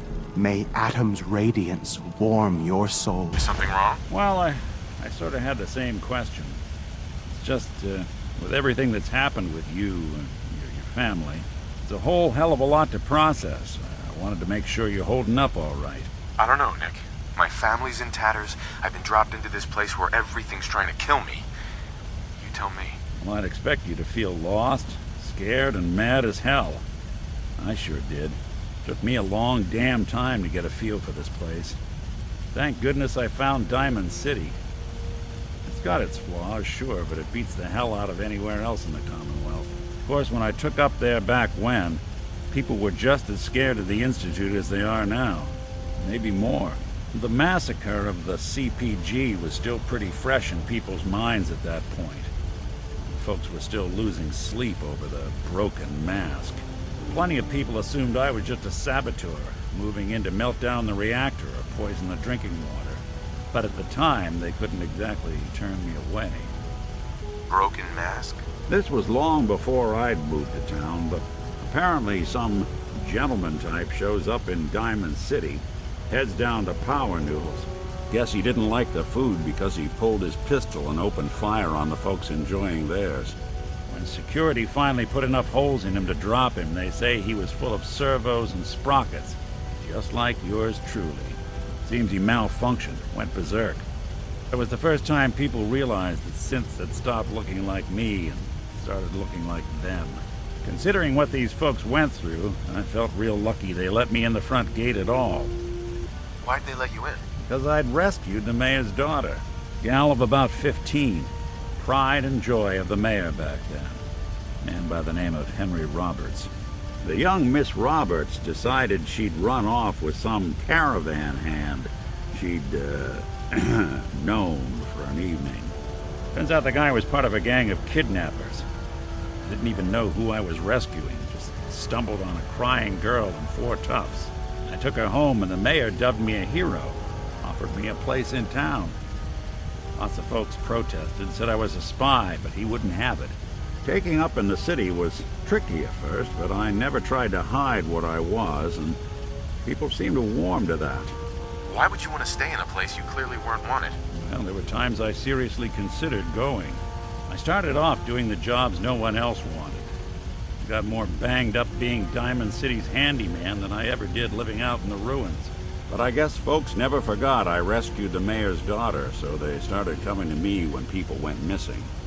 Wife runs off with a new paramour and takes the rent money with her. Talk to the synth. An upset father decides moving him and the kids to Good Neighbor in the dead of night's not the worst damn idea since the bomb. Go get Nick. After a while, the jobs got so backed up, they didn't even ask me to do the handyman stuff anymore. Hell, I was so happy to do it, it was months before I started charging anyone. I never stopped being Nick the synth, but it was Nick the detective folks came to see. It was about then that things finally started feeling normal. It took me a long time to realize that home is where you make it. And with some time and effort, this place can be home for you, too. That's a long story, but I hope it helps. Want to get moving? There's only one way to find out. Absolutely. Proctor, all the readouts look green. I think it's time for you to perform the power shunt. Actually, I think I'm gonna let you press the button. After all, without your help, we'd still be staring at a pile of disassembled parts. It would be better if a trained technician performed that task, but I suppose you deserve to be the one to do it. What was that he said about his power core? Prime's in top shape, but his nuclear engine needs to be restarted. Right now, we have him running off of the Prydwen's engines. Once I get that sorted out, we'll send him off to kick in the Institute's front door. Before you head off to your next assignment, I have something for you. I came up with this little beauty myself. I think it'll add a bit more punch to your power armor. It'll do, I suppose. Well, that's gratitude for you. Anyway, that's enough of that. You better hightail it up to the Prydwen. Elder Maxson said he needed to speak to you as soon as you were done here. And thank you, Knight. Without you, none of this would have been possible. Am I being accused of something? That remains to be seen. Proctor Quinlan completed the decryption of the data you retrieved from the Institute. A portion of his findings included a list of synths that went missing or escaped from their underground facility. After careful analysis of the information, we've discovered something unprecedented. Paladin Danse is a perfect match for one of the synths on that list. There has to be some kind of mistake. In my experience, Proctor Quinlan doesn't make mistakes. The data you brought back included a record of each subject's DNA. We keep the same information on file for all of our soldiers. Paladin Dance's DNA is a perfect match for a synth they called M797. To make matters worse, he's gone AWOL, disappeared without a trace. His sudden absence simply reinforces our conclusion that M797 and Paladin Danse are one and the same. I'm finding it difficult to believe that he never confided in you, and then swore you to secrecy. After everything I've achieved, why would I jeopardize my position here? Because you never expected this information to see the light of day. Now tell me the truth, before I have you thrown over the side of the Prydwen. After everything I've done for the Brotherhood, you have some nerve accusing me of lying. Your outburst leads me to believe I've misjudged you, which means I've decided to take you at your word. However, that doesn't absolve you of your duty. Danse is a synth. He represents everything we hate, a monstrosity of technology. Our mission in the Commonwealth is clear. The Institute and its creations need to be destroyed in order to preserve our future, which leaves me facing the most difficult order I've ever given. I'm ordering you to hunt down Danse and execute him. I won't do it. Danse deserves a chance to explain himself. From where I'm standing, Danse isn't seeming like the guilty one here. You will do it. This is not up for judgment or debate. I'm giving you a direct order, Knight, and I expect you to follow it without question. Listen, I'm not blind to the fact that Danse was your mentor, and this isn't an easy burden to bear. But if we're to remain strong, we can't afford to make exceptions. Even when it means executing one of our own. Find Proctor Quinlan. He's been analyzing the data and should be able to provide you with a starting point. And Knight, there's a promotion for you riding on the results of these orders. So don't disappoint me. You're dismissed. What do you know about this situation? While I was decrypting all of the data you acquired from within the Institute, I came across a list. It appears that the Institute keeps exemplary records where their synths are concerned, including logging those that were reported missing. As I was perusing this list, I came across an image of Danse under the heading M797. A quick DNA comparison with our own records told the rest of the tale. I'm certain this comes as quite a shock to you, Knight. I'm sorry. I don't need apologies. I need to know where he is. Yes, you're quite right. I've been poring over Dance's duty reports, and unfortunately, I haven't found any concrete information. As you're well aware, Dance had intimate knowledge of the Commonwealth, and I'm afraid he could be seeking refuge anywhere. I think our best approach would be to identify every location he's ever visited and eliminate them as possibilities one by one. You may want to get comfortable. This could take quite a bit of... What the hell is this crap about Dance being a synth? I assume your outburst was a reference to some doubt regarding Dance's identity. I can assure you that my findings are quite accurate, Scribe. So he sets Dance up, and then you knock him down. Is that it? How did you hear about it? There are no secrets in the Brotherhood. Maxon's made it clear that we're to locate Paladin Dance, and if we find him, report his location to you. That can only mean you've been sent to hunt him down. Orders are orders. Orders are orders? That's all you have to say? I can't believe that after everything Paladin Dance did for you, you're just gonna turn your back on him like this. There's obviously been a mistake, and we need to get to the bottom of it. Scribe Halen! You're addressing a senior officer, and you will show him the respect that he's due. Or so help me, I'll have you brought up on charges. Now, unless you're here with information that can assist us, I suggest you return to the police station immediately. Of course. My apologies, Proctor. I believe I have some information that's relevant to the search. Very well then. Would you care to enlighten us? Or do we have to wait until you decide to grace us with your knowledge? Knight, if you'd accompany me to the flight deck, I'd like to show you the information I've compiled firsthand. I've stored the data on my Vertibird gunship's computer. Change of heart, Halen? Just following orders, sir. Proceed, Knight. I'll continue doing my research here. If you'll follow me, sir. Do you actually plan on killing Paladin Dance? I haven't decided yet. Well, before you do, I need you to listen to what I have to say.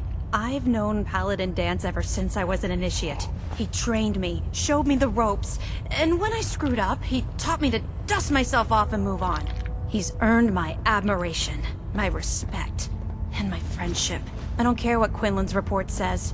I don't care if he's a machine or not. He's still Dance. That's a bold statement. It's more than just a statement. It's a plea. Dance is the most selfless person I've ever met. I've watched him risk his own life based on nothing more than principle alone. That's why I'm asking you, not just as a member of the Brotherhood, but as a human being. Give him a chance. Let him tell his side of the story. If you're not convinced by what he says, or somehow he's become truly lost to us, then you do what you have to do. Yeah, what Maxon's asking, it isn't just. This whole thing has me confused. Let me find him, and then I'll decide. That's not what I was hoping you'd say. But I guess I'll just have to trust that when the time comes, you'll do the right thing. Before the Pribwin showed up, Dance had me identify a fallback point if we ever lost the police station. It was Listening Post Bravo, an old pre-war US military outpost on the northern frontier of the Commonwealth. It's isolated, and we're the only ones that knew about it. So, there's a good chance that's where he's headed. Just be careful. There's no telling what state of mind he's in right now. Or if he trusts any of us at all. Why didn't you tell me, Dance? Because I didn't know. Until Quinlan got that list decoded, I thought synths were the enemy. I never expected to hear that I was one of them. If it wasn't for Halen, we wouldn't even be having this conversation. So, what are your orders? Does Maxon even want me alive? How could you not know that you're a synth? It doesn't make sense to me either. It just feels like a cruel joke. I remember being a child.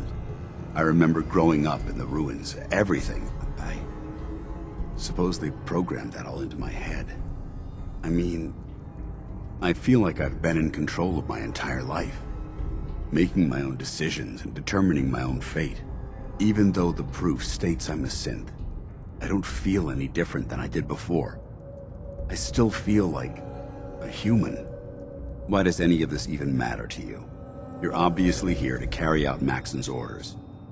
Does he even want me alive? No. But I'm hoping there's a way out. Don't be ridiculous. Look, I'm not blind to the fact that this must be difficult for you. I wish Maxon had sent someone else, but that doesn't change a thing. I'm a synth, which means I need to be destroyed.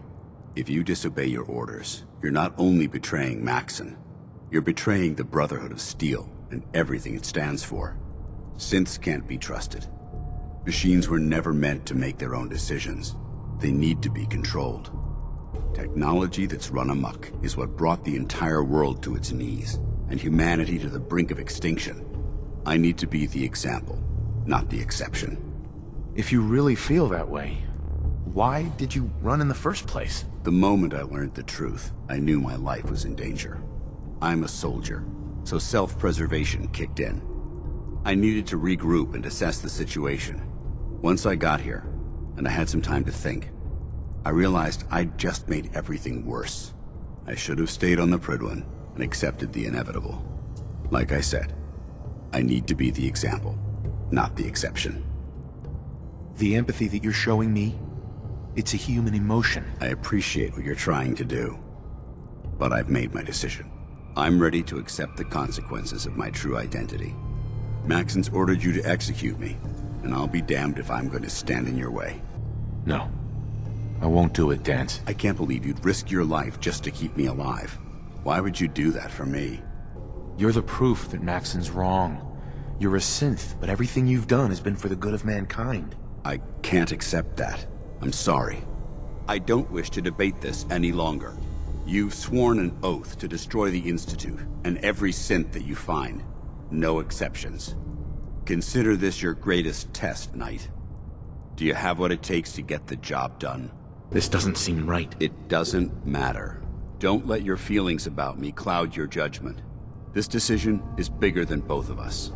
It's about the future of the Brotherhood. We must stay on mission, no matter the cost. Now, do it. I can't do it, Dance.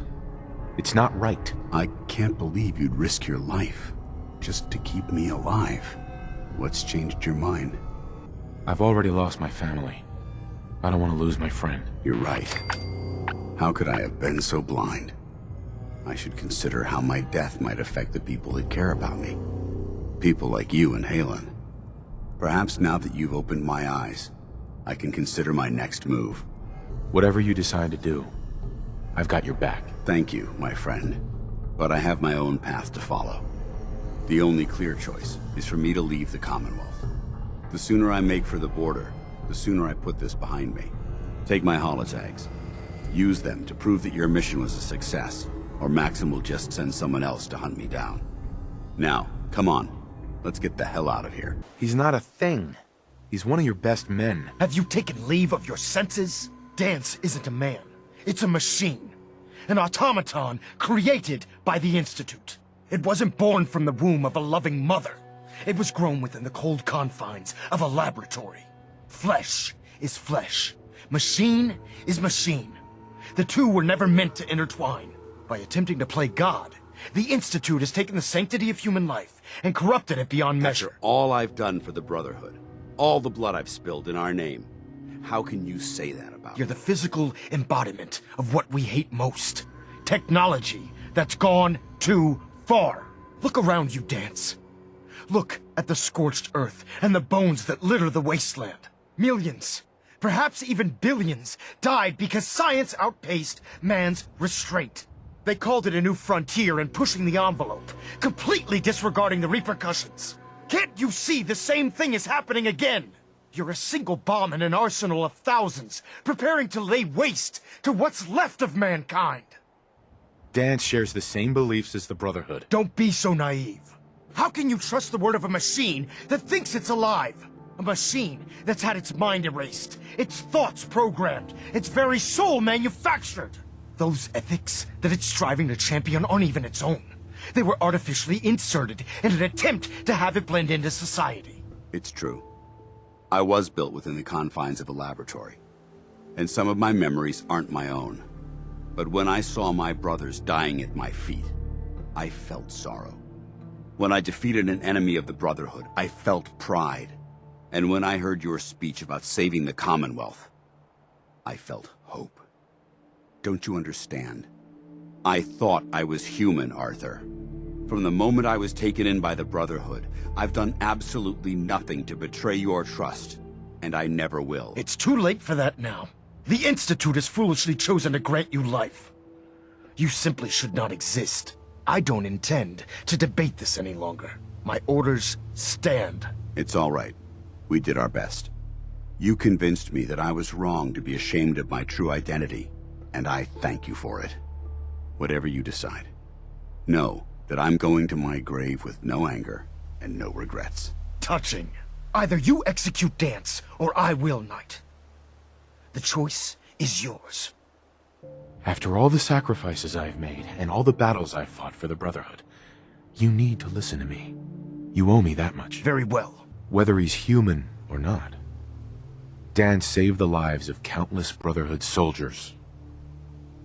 Now it's time you saved his. You're a stubborn man. So, it appears we've arrived at an impasse. Allowing Dance to live undermines everything the Brotherhood stands for. Yet you insist that he remains alive, which leaves me with only a single alternative. Dance, as far as I'm concerned, you're dead. You were pursued and slain by this Brotherhood Knight, and your remains were incinerated. From this day forward, you are forbidden to set foot on the Prydwen, or speak to anyone from the Brotherhood of Steel. Should you choose to ignore me, know you'll be fired upon immediately. Do we understand each other? I do. Thank you for believing in me, Arthur. Don't mistake my mercy for acceptance. The only reason you're still alive is because of him. I'm returning to the Prydwen, Knight. Take some time. Say your goodbyes. And then I expect to see you there. We still have the Institute to deal with. At least we know he isn't chasing you anymore. If you stay here, you should be safe. That's an excellent suggestion. I didn't plan on spending the rest of my days at this old listening post, but it will have to do. Besides, you're still gonna need my help, and I'll be damned if I'm gonna let you wander the Commonwealth alone. Now, you better get back to the Prydwen. In the meantime, I'll start making this bunker more livable. If you ever need me, I'll be right here. What about Halen? I don't think Maxon knew she was involved, so she'll be safe. I'll contact her, and let her know what happened here. It's the least I could do. Goodbye, Dance. Farewell. I hope the next time we meet, it will be under happier circumstances. Is something the matter? You sound upset. What? Oh, no. We've just been traveling a while now, and I figure there hasn't exactly been equitable distribution of information. I've gotten a decent glimpse into your dirty laundry, but you still don't really know a whole heck of a lot about me. I figured I'd offer to balance the board. So, is there anything you want to know? So, who are you, Nick? That's a question I've been trying to figure out myself for a long damn time. I know I'm a synth. Authentic Institute handiwork. But I'm still mechanical, not bioengineered like the fancy synths giving everyone the willies these days. I get tune-ups now instead of checkups. But my memories, my personality, they're all lifted from some cop who volunteered for an experiment back before the war. They scanned his brain and copied it onto the hardware that runs between my ears. Don't know why they chose to make a robot based on some pre-war cop instead of a math genius or a bioengineer. Hey, maybe that's why the Institute tossed me in the garbage instead of turning me into one of their people snatchers. Wait, the original Nick was from my time? Sure was. Which meant when I finally ended up out here, it was quite the rude awakening. I remember waking up one day in a garbage heap, a body in tatters and a head full of memories belonging to a man who'd been dead for 200 years. Suffice to say, it was a confusing couple of weeks. Folks didn't really know much about synths back then, so when I finally ran into people, they mostly treated me with caution rather than hostility. But the kids, they weren't afraid. I think his name was Jim. The first person to actually speak to me after I got the boot from the Institute. My first human contact in this world. Grilled me for an hour. Once they'd seen I wasn't going to hurt anyone, the other folks in the neighborhood came out to ogle the mechanical man. It eventually turned into a pretty swell soiree. A local mechanic even gave me a once-over, free of charge. Those people, they treated me like a human being. I've been trying to return the favor ever since. It's a surprisingly rare trait out here sometimes. It's something I've noticed you got a fondness for. Part of the reason I've stuck around this long. Where's that town? We should go visit. I tried to go back and say thanks, once I'd gotten myself established. But the place was wiped off the map. Raiders. Don't know what happened to the people. If you're good to people, they'll be good back. That's something I've always believed. Couldn't agree more. Well, I expect you're about as bored as can be listening to me rattle my skeletons. We should probably head out. You're not gonna have him killed behind my back, are you? I'm a man of my word, Knight. If he remains invisible to the Brotherhood of Steel, he has nothing to fear. Of course, Dance's execution creates a missing link in our chain of command. That traitor held quite an important position with us. I'm certain that you'll make a fine replacement. His quarters and all his possessions are now yours, including his personal suit of power armor. Congratulations, Paladin. Where did Dance keep his power armor? I'm certain you can find it in Proctor Ingram's section of the ship. Wear it with pride. Just be aware that a Brotherhood Paladin is expected to be a symbol of integrity to our brothers and sisters. I trust you won't disappoint them, or disappoint me. In any event, we still have the Institute to contend with, and a lot of work to do before we can begin our final assault. While the finishing touches are being put onto Liberty Prime, Captain Kells has identified a potential threat to our operations. Report to him immediately for your next assignment. Ad Victoriam, Paladin. Ah, Paladin. Good. Now that the unfortunate matter regarding Dance has been settled, we can return to our primary mission. I'm ready, Captain. Good, because this mission demands your full attention. Now, before we launch our attack on the Institute, we need to address another threat. The Railroad. They're a small but capable group that uses subterfuge and guerrilla tactics to harass their enemies. Our tactical analysis says they could possibly hamper or harm our operations, which is a risk I'm not willing to take. If we strike them now, we should be able to maximize the amount of damage we do to their organization. Why is the Railroad such a threat? Even with their relatively small numbers, the Railroad is a constant threat to our operations. They've already proven to be resilient against superior forces, with a knack for disappearing when cornered. Worse still, they possess the capability to help synths flee the Institute.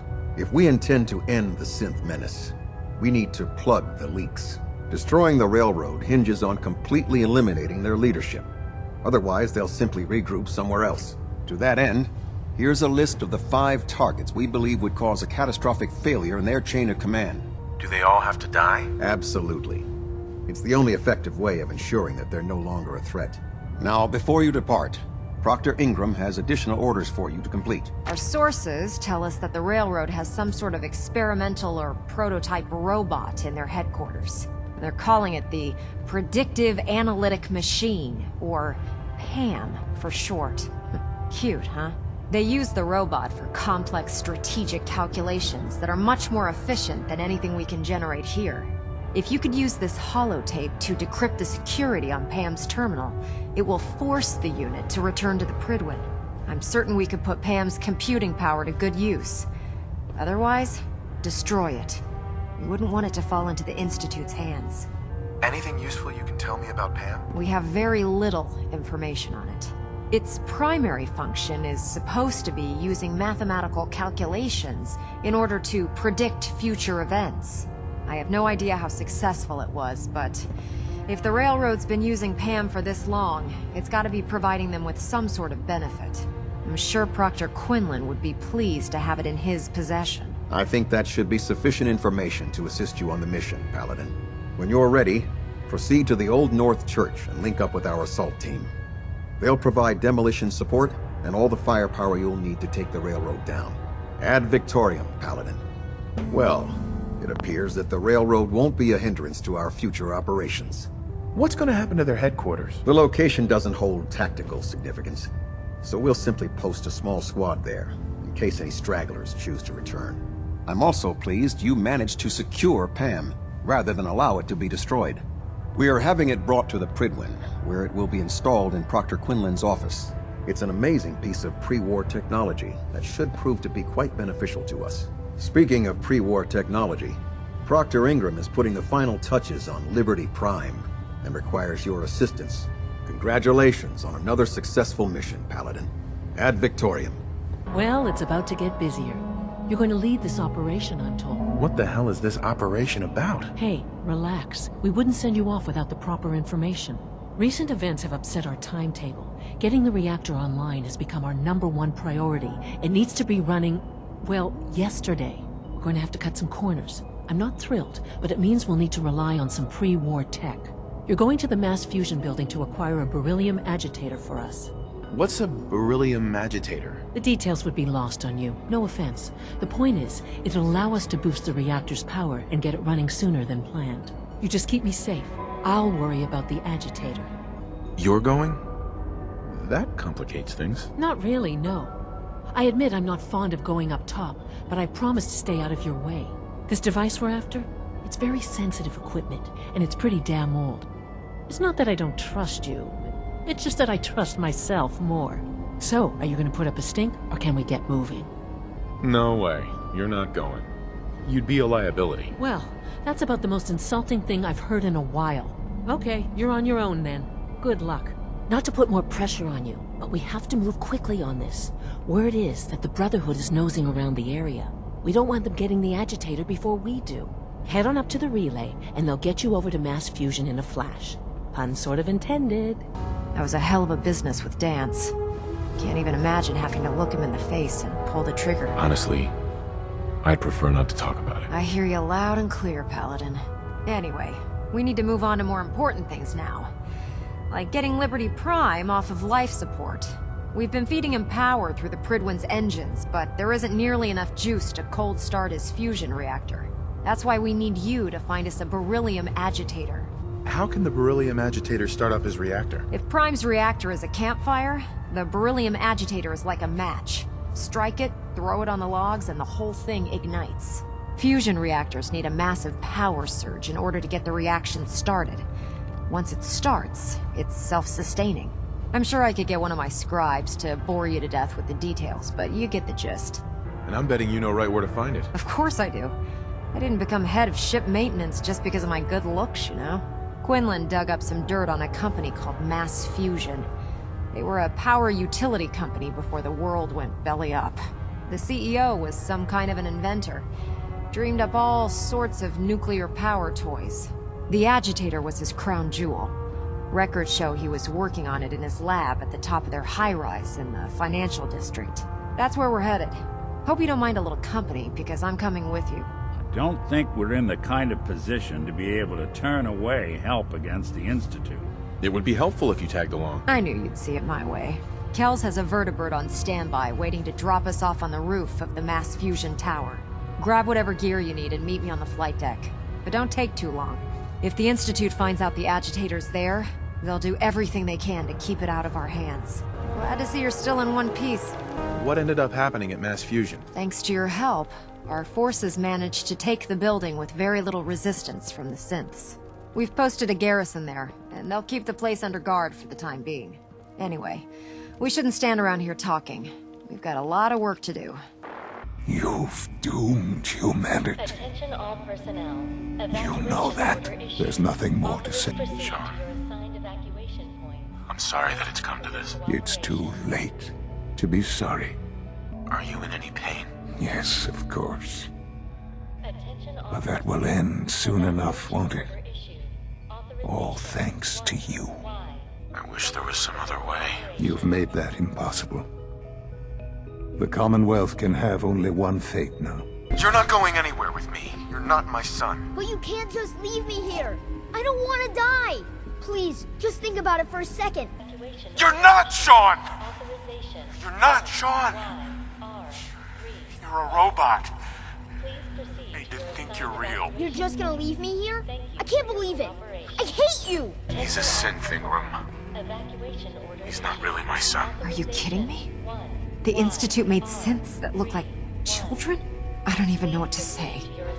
Except that they deserve what's coming to them. You're clear to go then. Ready? Absolutely. Let's get out of here. You got it, Paladin. I'm sending you to the detonation site. I'll set the relay to send the last of us to the Pridwin and make sure everyone is out. When that reactor goes up, this place will be nothing but a smoking crater full of rubble. Should be quite a sight. Looks like your work here is done, Paladin. I can feel it wash over me. The heat, the force, the radiation, the fear. It's the end of the world, all over again. I close my eyes. I see my life before all of this. Before the bombs. Everything can change in an instant, and the future you plan for yourself shifts, whether or not you're ready. At some point, it happens to all of us. This wasn't the world I wanted, but it was the one I found myself in. The Commonwealth. My home. Ripped apart and put back together. I hoped I could find my family, cheat time, make us whole again. The way we were. But now I know. I know I can't go back. I know the world has changed. That the road ahead will be hard. This time, I'm ready. Because I know war. War never changes. So we've won. Absolutely, brother. The Institute has been wiped clean from the face of our world. It's time we close this chapter on the Commonwealth. And begin one anew. What do you mean, Elder? It means we still have a long road ahead if we're to ensure the safety of the Commonwealth and her people. But this is neither the time nor the place to discuss it. Return to the Pridwin, and we'll decide what needs to be done. There are still synths left in the Commonwealth? Unfortunately, yes. The Institute maintained exploratory patrols, scouting teams, and other autonomous units that are scattered throughout the wasteland. Now that their headquarters has been eliminated, they may be in hiding, or worse, conspiring to regroup for a counterattack. In light of your service, Captain Kells and I both feel you deserve unique recognition for your contributions, both past and future. It's with great pleasure and the utmost respect that you are hereby granted the title of Sentinel.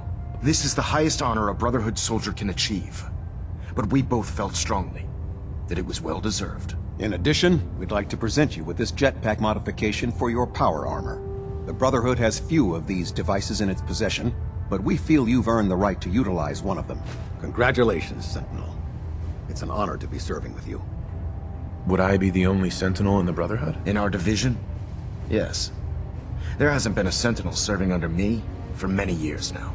It's a position that commands a great deal of honor and respect, so I do not award it lightly. Thank you, both.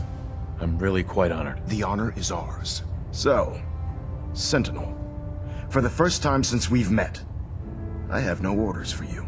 From this moment forward, you will decide which missions you undertake and how you will guide us. Captain Kells and the personnel at the Cambridge police station still possess numerous operations for you to undertake. Where you go from here is up to you. Ad Victoriam, Sentinel.